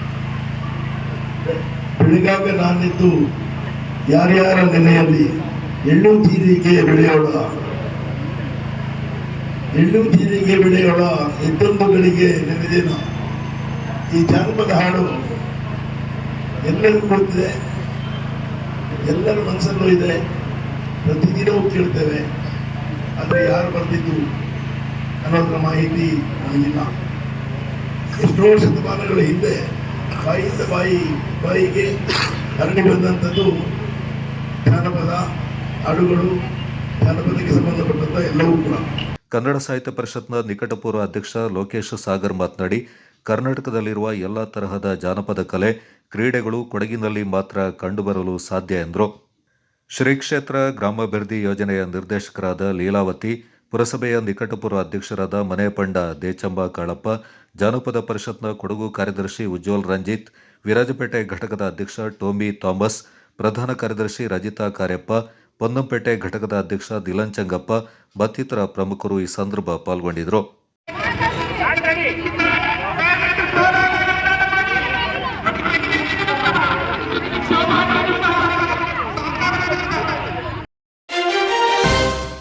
ದಾಪಕ್ಲುವಿನ ಅಲ್ನೂರ್ ವೆಲ್ಫೇರ್ ಟ್ರಸ್ಟ್ ವತಿಯಿಂದ ನಿರ್ಮಿಸಲಾದ ಮಸ್ಜಿದ್ ತೌಹೀದ್ ನೂತನ ಮಸೀದಿ ಉದ್ಘಾಟನಾ ಸಮಾರಂಭ ಹಾಗೂ ದುವಾ ಸಮ್ಮೇಳನ ಯಶಸ್ವಿಯಾಗಿ ನಡೆಯಿತು.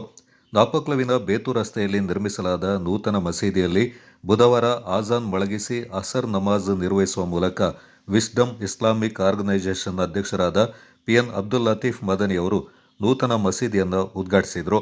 ಬಳಿಕ ನಡೆದ ಸಭಾ ಕಾರ್ಯಕ್ರಮದಲ್ಲಿ ಲತೀಫ್ ಮದನಿಯವರು ಮಾತನಾಡಿ, ಮಸೀದಿಗಳು ಅಲ್ಲಾಹನ ಆರಾಧನಾ ಕೇಂದ್ರವಾಗಿದ್ದು, ನಮಾಜ್ ನಿರ್ವಹಿಸುವ ಮೂಲಕ ದೈವಾರಾಧನೆಯೊಂದಿಗೆ ಮನುಷ್ಯನನ್ನ ಸಮಾಜದಲ್ಲಿ ಉತ್ತಮ ವ್ಯಕ್ತಿಯಾಗಿ ಪರಿವರ್ತಿಸುವ ಪವಿತ್ರ ಕೇಂದ್ರವಾಗಿದೆ. ಜಗತ್ತಿನಲ್ಲಿ ಹಲವಾರು ಧರ್ಮ ಜನಾಂಗದ ಜನರಿದ್ದು ಅವರೆಲ್ಲ ಅವರ ವಿಶ್ವಾಸದ ದೈವಗಳನ್ನು ಆರಾಧನೆ ಮಾಡ್ತಾರೆ. ಆದರೆ ಮುಸಲ್ಮಾನರು ಏಕದೈವ ವಿಶ್ವಾಸಿಗಳಾಗಿದ್ದು ಪವಿತ್ರ ಗ್ರಂಥ ಹುರಾನ್ ಹಾಗೂ ಪ್ರವಾದಿ ಮುಹಮ್ಮದ್ ಪೈಗಂಬರ್ ಅವರ ಆದರ್ಶ ತತ್ವಗಳನ್ನು ಜೀವನದಲ್ಲಿ ಅಳವಡಿಸಿಕೊಳ್ಳುವವರಾಗಿದ್ದಾರೆ. ದೇಶದ ನಾನಾ ಕಡೆಗಳಲ್ಲಿ ತೌಹೀದಿನ ಮಸೀದಿಗಳು ನಿರ್ಮಾಣವಾಗಿದ್ದು ಅದರಂತೆ ಇಲ್ಲಿ ಕೂಡ നൂതന മസീദിಯನ್ನು ನಿರ್ಮಾಣ ಮಾಡಲಾಗಿದೆ ಎಂದು ಕಾರ್ಯಕ್ರಮಕ್ಕೆ ಶುಭ ಕೋರಿದರು. ധാരാളം ശക്തികളെന്ന് സങ്കല്പിക്കപ്പെടുന്ന ദൈവങ്ങളെ പലരും ആരാധിക്കുന്നുണ്ട്. ഓരോരുത്തർക്കും അവരുടെ വിശ്വാസം, ആ സമുദായത്തിൻ്റെ വിശ്വാസം ബഹുമാനിക്കപ്പെടണം. പക്ഷെ മുസ്ലിങ്ങളെ സംബന്ധിച്ചിടത്തോളം അവർ ഏക ദൈവവിശ്വാസികളാണ്. വളരെ ലളിതമാണ് ആ ആശയം. എല്ലാവരും അള്ളാഹുവിനാൽ സൃഷ്ടിക്കപ്പെട്ടവരാണ്. ലോകത്ത് ഒന്ന് ഖാലിക്കും മറ്റെല്ലാം മഖ്ലൂക്കുമാണ്. ചരങ്ങളാകട്ടെ അചരങ്ങളാവട്ടെ, ജീവനുള്ളവയാകട്ടെ ജീവനില്ലാത്തവയാകട്ടെ, എല്ലാം അല്ലാഹു സുബ്ഹാനഹു വ തആല സൃഷ്ടിപ്പിൽപ്പെട്ടതാണ്. ഖലഖസ് സമാവാതി വൽ അർദ വമാ ബൈനഹുമാ ഫീ സിത്തത്തി അയ്യാമിൻ സുമ്മ ഇസ്തവഅ അലൽ അർശ്. ആകാശങ്ങളെയും ഭൂമിയെയും ആകാശഭൂമികൾക്കിടയിലുള്ളതിനെയും അല്ലാഹു സുബ്ഹാനഹു വ തആല സൃഷ്ടിച്ച് ആ സൃഷ്ടിപ്പ് പൂർത്തിയാക്കിയതിനു ശേഷം അവൻ അവൻ്റെ സിംഹാസനത്തിൽ ഇരുന്നു, ഉപവിഷ്ടനായി. ಮುಖ್ಯ ಅತಿಥಿಯಾಗಿ ಪಾಲ್ಗೊಂಡ ಜಿಲ್ಲಾ ಮಕ್ಕಳ ಕಲ್ಯಾಣ ಸಮಿತಿ ಅಧ್ಯಕ್ಷರಾದ ಡಾಕ್ಟರ್ ಸಣ್ಣುವಂಡ ಕಾವೇರಪ್ಪ ಅವರು ಮಾತನಾಡಿ, ವಿವಿಧ ಧರ್ಮಗಳ ಜನಾಂಗದವರು ವಾಸಿಸುವ ನಮ್ಮ ದೇಶದಲ್ಲಿ ಮುಸ್ಲಿಂ ಸಮುದಾಯವು ಪ್ರಮುಖ ಪಾತ್ರವನ್ನು ವಹಿಸುತ್ತೆ. ಮುಸ್ಲಿಂ ಸಮುದಾಯದ ಜನರು ಬಡತನದಿಂದ ಈ ಹಿಂದೆ ಶೈಕ್ಷಣಿಕವಾಗಿ ಹಿಂದೆ ಸರಿದಿದ್ರು. ಇದರಿಂದ ಸಮುದಾಯದ ಹಿಂಜರಿಕೆಗೆ ಕಾರಣವಾಗಿತ್ತು. ಆದರೆ ಈಗ ಸಮುದಾಯ ಶೈಕ್ಷಣಿಕವಾಗಿ ಪ್ರಗತಿಯನ್ನು ಹೊಂದಿದ್ದು ದೇಶ ವಿದೇಶದ ವಿವಿಧ ಕಡೆಗಳಲ್ಲಿ ವಿವಿಧ ಶೈಕ್ಷಣಿಕ ಕೇಂದ್ರಗಳನ್ನು ಒಳಗೊಂಡ ಉನ್ನತ ಸ್ಥಾನಕ್ಕೆ ಏರುತ್ತಿರುವುದು ಶ್ಲಾಘನೀಯವೆಂದರು. ಧಾರ್ಮಿಕ ಪಠಣದೊಂದಿಗೆ ಸಮುದಾಯದ ಮಕ್ಕಳಿಗೆ ಉತ್ತಮ ವಿದ್ಯಾಭ್ಯಾಸವನ್ನು ನೀಡಿ ಸಮಾಜದಲ್ಲಿ ಉತ್ತಮ ವ್ಯಕ್ತಿಯನ್ನಾಗಿಸಲು ಪೋಷಕರು ಶ್ರಮ ಪಡಬೇಕೆಂದರು. ಡಾಕ್ಟರ್ಸ್ ಆಗಿ ಇಂದು ಹಲವು ಉನ್ನತ ಉದ್ಯೋಗಗಳಲ್ಲೂ ಕೂಡ ಇದ್ದಾರೆ. ಇದು ನಿಜಕ್ಕೂ ಸಮಾಜದ ಪ್ರಗತಿ ವಿದ್ಯಾಭ್ಯಾಸದಿಂದ ಅಂತ ಹೇಳೋದನ್ನು ಎತ್ತಿ ತೋರಿಸುತ್ತದೆ. ಅದೇ ರೀತಿ ಈ ಸಮುದಾಯದಲ್ಲಿ ಇನ್ನೊಂದು ದೊಡ್ಡ ಸಮಸ್ಯೆ ಇದ್ದಿರ್ತದೆ, ಬಡತನ. ಈಗ ವಿದ್ಯಾಭ್ಯಾಸದ ಪ್ರಮಾಣ ಹೆಚ್ಚಾಗಿರೋದ್ರಿಂದ ಬಡತನ ಕೂಡ ಕಮ್ಮಿ ಆಗಿದೆ. ಒಂದು ಉದಾಹರಣೆ ಅಂತ ಹೇಳಿದ್ರೆ, ಮುಂದೆ ನಮ್ಮ ಇಲ್ಲಿ ಕಾಫಿ ತೋಟಗಳಲ್ಲಿ ಕೆಲಸ ಮಾಡಲಿಕ್ಕೆ ಮುಸ್ಲಿಂ ಜನಾಂಗದವರೇ ಹೆಚ್ಚಾಗಿ ಬರ್ತಾ ಇದ್ರು. ಈಗ ವಿದ್ಯಾಭ್ಯಾಸದಿಂದ ಎಲ್ಲರೂ ಪ್ರಗತಿ ಹೊಂದಿ ಈಗ ನಮಗೆ ಕೂಲಿ ಕೆಲಸಕ್ಕೆ ನಾವು ಅಸ್ಸಾಂನಿಂದ ನಾವು ಈಗ ಕೆಲಸಗಾರರನ್ನು ಕರೆಸುತ್ತ ಪರಿಸ್ಥಿತಿ ಬಂದಿದೆ. ನಿಜವಾಗಿಯೂ ಈ ವಿದ್ಯಾಭ್ಯಾಸದ ಪ್ರಾಮುಖ್ಯತೆ ಇದರಲ್ಲೇ ಗೊತ್ತಾಗುತ್ತೆ. ಗ್ರಾಮ ಪಂಚಾಯಿತಿ ಸದಸ್ಯ ಕುಲ್ಲೇಟಿರ ಅರುಣ್ ಬೇಬಾ ಪ್ರಾಸ್ತಾವಿಕವಾಗಿ ಮಾತನಾಡಿ ಕಾರ್ಯಕ್ರಮಕ್ಕೆ ಶುಭ ಹಾರೈಸಿದರು. ವಿರೋಧಗಳನ್ನು ಎದುರಿಸಿ ಇವತ್ತು ಒಂದು ಭವ್ಯವಾದ ಮಸೀದಿಯನ್ನು ನಿರ್ಮಿಸಲು ಮುಂದೆ ನಿಂತಹ ಹಸ್ನಾರ್ ಅವರೇ, ಅವರ ಆಸಿಫ್ರವರೇ, ಕಾಸಿಮ್ರವರೇ ಸಹಪಾಠಿಗಳೇ. ಯಾಕೆಂತ ಹೇಳಿದ್ರೆ ಒಂದು ಕಟ್ಟಡ ಕಟ್ಟಬೇಕಾದ್ರೆ ಅದರ ಅಡಿಪಾಯ ಬಹಳ ಮುಖ್ಯ. ವಿರೋಧಗಳನ್ನು ಎದುರಿಸಿ, ಸ್ವಂತ ಸಮುದಾಯದ ವಿರೋಧಗಳು, ಆತ್ಮೀಯರ ವಿರೋಧಗಳು, ಹಿಂದುಗಡೆಯಿಂದ ಬೆನ್ನಿಗೆ ಚೂರಿ ಹಾಕುವಂಥವರು ಎಲ್ಲವನ್ನು ಎದುರಿಸಿ ಈ ಭವ್ಯವೊಂದಾದಂಥ ಮಸೀದಿಯನ್ನು ನಿರ್ಮಿಸಿದ್ದು ಮಕ್ಕಳಾಟಿಗೆ ಏನಲ್ಲ. ಯಾಕೆಂತ ಹೇಳಿದ್ರೆ ಕಳೆದ 20 ವರ್ಷಗಳಿಂದ ನಾಪೋಕ್ಲು ಪಂಚಾಯಿತಿಯಲ್ಲಿ ತಮ್ಮಗಳೆಲ್ಲರ ಆಶೀರ್ವಾದದಿಂದ ಜನಪ್ರತಿನಿಧಿ ಆಗಿದ್ದು ಅವರ ಕಷ್ಟ ಸುಖಗಳಲ್ಲಿ ಹಗಲಿರುಳು ನಾನು ನೋಡಿದ್ದೇನೆ. ಕಾರ್ಯಕ್ರಮದಲ್ಲಿ ಖಲೀಲ್ ತಲಪಾಡಿಯವರು ಮುಖ್ಯ ಭಾಷಣ ಮಾಡಿದರು. ಮೌಲವಿ ಶಿಹಾಬ್ ಎಡಕರ ಹಾಗೂ ಮುನೀರ್ ಶರಫಿ ಅವರ ನೇತೃತ್ವದಲ್ಲಿ ತೌಹೀದ್ ಹಾಗೂ ಇಸ್ಲಾಮಿನಲ್ಲಿ ಯುವಕರ ಪಾತ್ರ ಎಂಬ ವಿಷಯದ ಕುರಿತು ದುವಾ ಸಮ್ಮೇಳನ ನಡೆಯಿತು. ಮೃತ ಹೊಂದಿ ಇರುವವರೊಂದಿಗೆ ಕೇಳಿದರೆ ನಿಮ್ಮ ಆ ಕರೆಯನ್ನು ಅವರು ಕೇಳಲಾರರು. ಆ ಒಂದು ವೇಳೆ ನೀವು ಕೇಳುವುದೆಂದು ಸಂಕಲ್ಪಿಸಿದ್ದರೂ ಕೂಡ ಅದಕ್ಕೆ ಅವರು ಉತ್ತರ ನೀಡಲಾರರು ಎಂದು ದಿವ್ಯ ಕುರ್ಆನಿನ ಸಂದೇಶವು ಅಡಕವಾಗಿರುವಾಗ ಈ ಸಂದೇಶಗಳನ್ನು ಕಡೆಗಣಿಸಿ ಆಗಿದೆ. ಎಲ್ಲಿನ ಸುತ್ತಮುತ್ತಲಿರುವಂತಹ ಎಲ್ಲ ದರ್ಗಗಳಲ್ಲಿರುವಂತಹ ಮೃತ ಶರೀರವನ್ನು ಅಲ್ಲಿ ದಫನ ಮಾಡಿದಂತಹ ಅವರೊಂದಿಗೆ ಆರಾಧಿಸುತ್ತಿರುವಂತಹ ಒಂದು ಸ್ಥಿತಿಯನ್ನಾಗಿದೆ ನಾವು ನೋಡುತ್ತಾ ಇರುವುದು. ಈ ನಿಟ್ಟಿನಲ್ಲಿ ಈ ನಾಪಕ್ಲು ಗ್ರಾಮದ ಈ ನಾಪಕ್ಲುವಿನಲ್ಲಿ ತಲೆ ಎತ್ತಿ ನಿಂತಹ ಈ ಮಸೀದಿಯು ಇದಕ್ಕೆಲ್ಲದಕ್ಕಿಂತಲೂ ಭಿನ್ನವಾಗಿ ಯಾವುದೆಲ್ಲ ದರ್ಗಗಳಲ್ಲಿ ಯಾರೆಲ್ಲ ಮೃತರಾಗಿ ಇರುತ್ತಾರೋ ಆ ದರ್ಗಗಳಲ್ಲಿದ್ದವರನ್ನು ಜೀವಂತರನ್ನು ಕೂಡ ಸೃಷ್ಟಿಸಿದಂತಹ ಸೃಷ್ಟಿಸಿ ಪರಿಪಾಲಿಸುತ್ತಿರುವಂತಹ ಆ ಸೃಷ್ಟಿಕರ್ತನನ್ನು ಮಾತ್ರ ಆರಾಧಿಸಬೇಕು. ಈ ಸಂದರ್ಭ ಜಿಲ್ಲಾ ಪಂಚಾಯತ್ನ ಮಾಜಿ ಉಪಾಧ್ಯಕ್ಷರಾದ PM ಕಾಸಿಂ, ಮೊಹಮ್ಮದ್ ಕುಂಜಿ ಸುಳ್ಯ, ಮಸೀದಿ ಅಧ್ಯಕ್ಷರಾದ ಅಬ್ದುಲ್ ರೆಹಮಾನ್, ಕಾರ್ಯದರ್ಶಿ ಆಸಿಫ್ ಅಲಿ, ಸಮಿತಿ ಸದಸ್ಯರು ಮತ್ತಿತರ ಪ್ರಮುಖರು ಪಾಲ್ಗೊಂಡಿದ್ದರು. Kodagu channel news, Zakaria, Napoklu.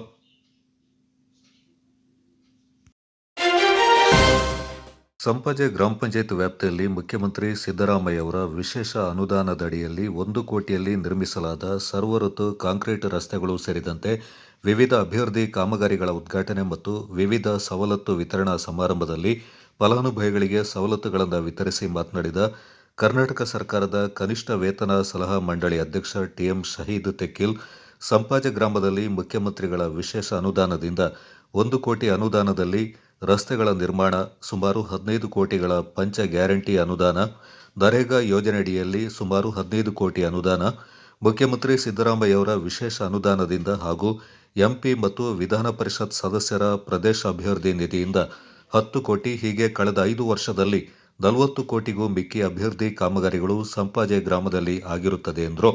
ಸಮಾರಂಭದಲ್ಲಿ 500ಕ್ಕೂ ಹೆಚ್ಚು ಫಲಾನುಭವಿಗಳಿಗೆ ಕೃಷಿ ಉಪಕರಣ, ಹೊಲಿಗೆ ಯಂತ್ರಗಳು ಸೇರಿದಂತೆ ವಿವಿಧ ಸವಲತ್ತುಗಳನ್ನು ವಿತರಣೆ ಮಾಡಲಾಯಿತು.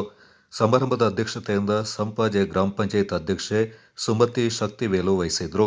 ಮುಖ್ಯ ಅತಿಥಿಯಾಗಿ ಕರಾವಳಿ ಪ್ರಾಧಿಕಾರದ ಅಧ್ಯಕ್ಷ MA ಗಫೂರ್, ಕರ್ನಾಟಕ ಪರಿಸರ ಪ್ರವಾಸೋದ್ಯಮ ಮಂಡಳಿ ಅಧ್ಯಕ್ಷೆ ಶಾಲೆಟ್ ಪಿಂಟೋ, ಕರ್ನಾಟಕ ಅರೆಭಾಷೆ ಸಂಸ್ಕೃತಿ ಮತ್ತು ಸಾಹಿತ್ಯ ಅಕಾಡೆಮಿ ಅಧ್ಯಕ್ಷ ಸದಾನಂದ ಮಾವಜಿ, ಸುಳ್ಯ ನಗರಾಭಿವೃದ್ಧಿ ಪ್ರಾಧಿಕಾರದ ಅಧ್ಯಕ್ಷ KM ಮುಸ್ತಫಾ, ಗ್ಯಾರಂಟಿ ಅನುಷ್ಠಾನದ ಹಮೀದ್ ಕುತ್ತಮಟ್ಟೆ, ತಾಲೂಕ್ ಪಂಚಾಯತ್ ಮುಖ್ಯ ಕಾರ್ಯನಿರ್ವಹಣಾಧಿಕಾರಿ ರಾಜಣ್ಣ, ಪಂಚಾಯತ್ ಅಭಿವೃದ್ಧಿ ಅಧಿಕಾರಿ ಸರಿತಾ ಒಲ್ಗಾ ಡಿಸೋಜಾ ಮತ್ತಿತರರು ಪಾಲ್ಗೊಂಡಿದ್ದರು. ವಿವೇಕ ವೇದಿಕೆ ವತಿಯಿಂದ ಸರ್ಕಾರಿ ಹಿರಿಯ ಪ್ರಾಥಮಿಕ ಶಾಲೆ ಹಾಕತ್ತೂರು ಇಲ್ಲಿಯ ವಿದ್ಯಾರ್ಥಿಗಳಿಗಾಗಿ ಏರ್ಪಡಿಸಿದ್ದ ರಸಪ್ರಶ್ನೆ ಸ್ಪರ್ಧೆಯಲ್ಲಿ 7ನೇ ತರಗತಿ ವಿದ್ಯಾರ್ಥಿ ಮೊಹಮ್ಮದ್ ನಬೀಲ್ ಪ್ರಥಮ ಸ್ಥಾನವನ್ನು ಪಡೆದರು. 7ನೇ ತರಗತಿ ವಿದ್ಯಾರ್ಥಿ ನಿತಿನ್ ಹಾಗೂ 6ನೇ ತರಗತಿಯ ವಿದ್ಯಾರ್ಥಿ ಪ್ರಜ್ವಲ್ ಕ್ರಮವಾಗಿ ದ್ವಿತೀಯ ಮತ್ತು ತೃತೀಯ ಬಹುಮಾನ ಪಡೆದರು. ವಿವೇಕ ವೇದಿಕೆಯ ನಿರ್ದೇಶಕ ಪೊಕ್ಕಳಂಡ್ರ ಪ್ರಹ್ಲಾದ್, ಅಮೆರಿಕದ ಉದ್ಯಮಿ ಇವರ ಪ್ರಾಯೋಜಕತ್ವದಲ್ಲಿ ರಸಪ್ರಶ್ನೆ ಕಾರ್ಯಕ್ರಮ ನಡೆಯಿತು. ರಸಪ್ರಶ್ನೆ ಕಾರ್ಯಕ್ರಮದಲ್ಲಿ 1ರಿಂದ 7ನೇ ತರಗತಿಯ ಎಲ್ಲ ವಿದ್ಯಾರ್ಥಿಗಳು ಪಾಲ್ಗೊಂಡಿದ್ದರು. ಪಾಠಕ್ಕೆ ಸಂಬಂಧಪಟ್ಟ ಹಾಗೂ ಸಾಮಾನ್ಯ ಜ್ಞಾನದ ಬಗ್ಗೆ ಮಕ್ಕಳಿಗೆ ಪ್ರಶ್ನೆಯನ್ನ ಕೇಳಲಾಯಿತು. ಮಕ್ಕಳು ಕಾರ್ಯಕ್ರಮದಲ್ಲಿ ಉತ್ಸಾಹದಿಂದ ಪಾಲ್ಗೊಂಡರು. ಶಾಲೆಯ ಮುಖ್ಯ ಶಿಕ್ಷಕ ಕುಮಾರಸ್ವಾಮಿ TB, ಸಹ ಶಿಕ್ಷಕಿ ವಿನೂತಾ, ಪವೀನಾ ಹಾಗೂ ಅತಿಥಿ ಶಿಕ್ಷಕಿ ಸರಸ್ವತಿ ಪಾಲ್ಗೊಂಡಿದ್ದರು.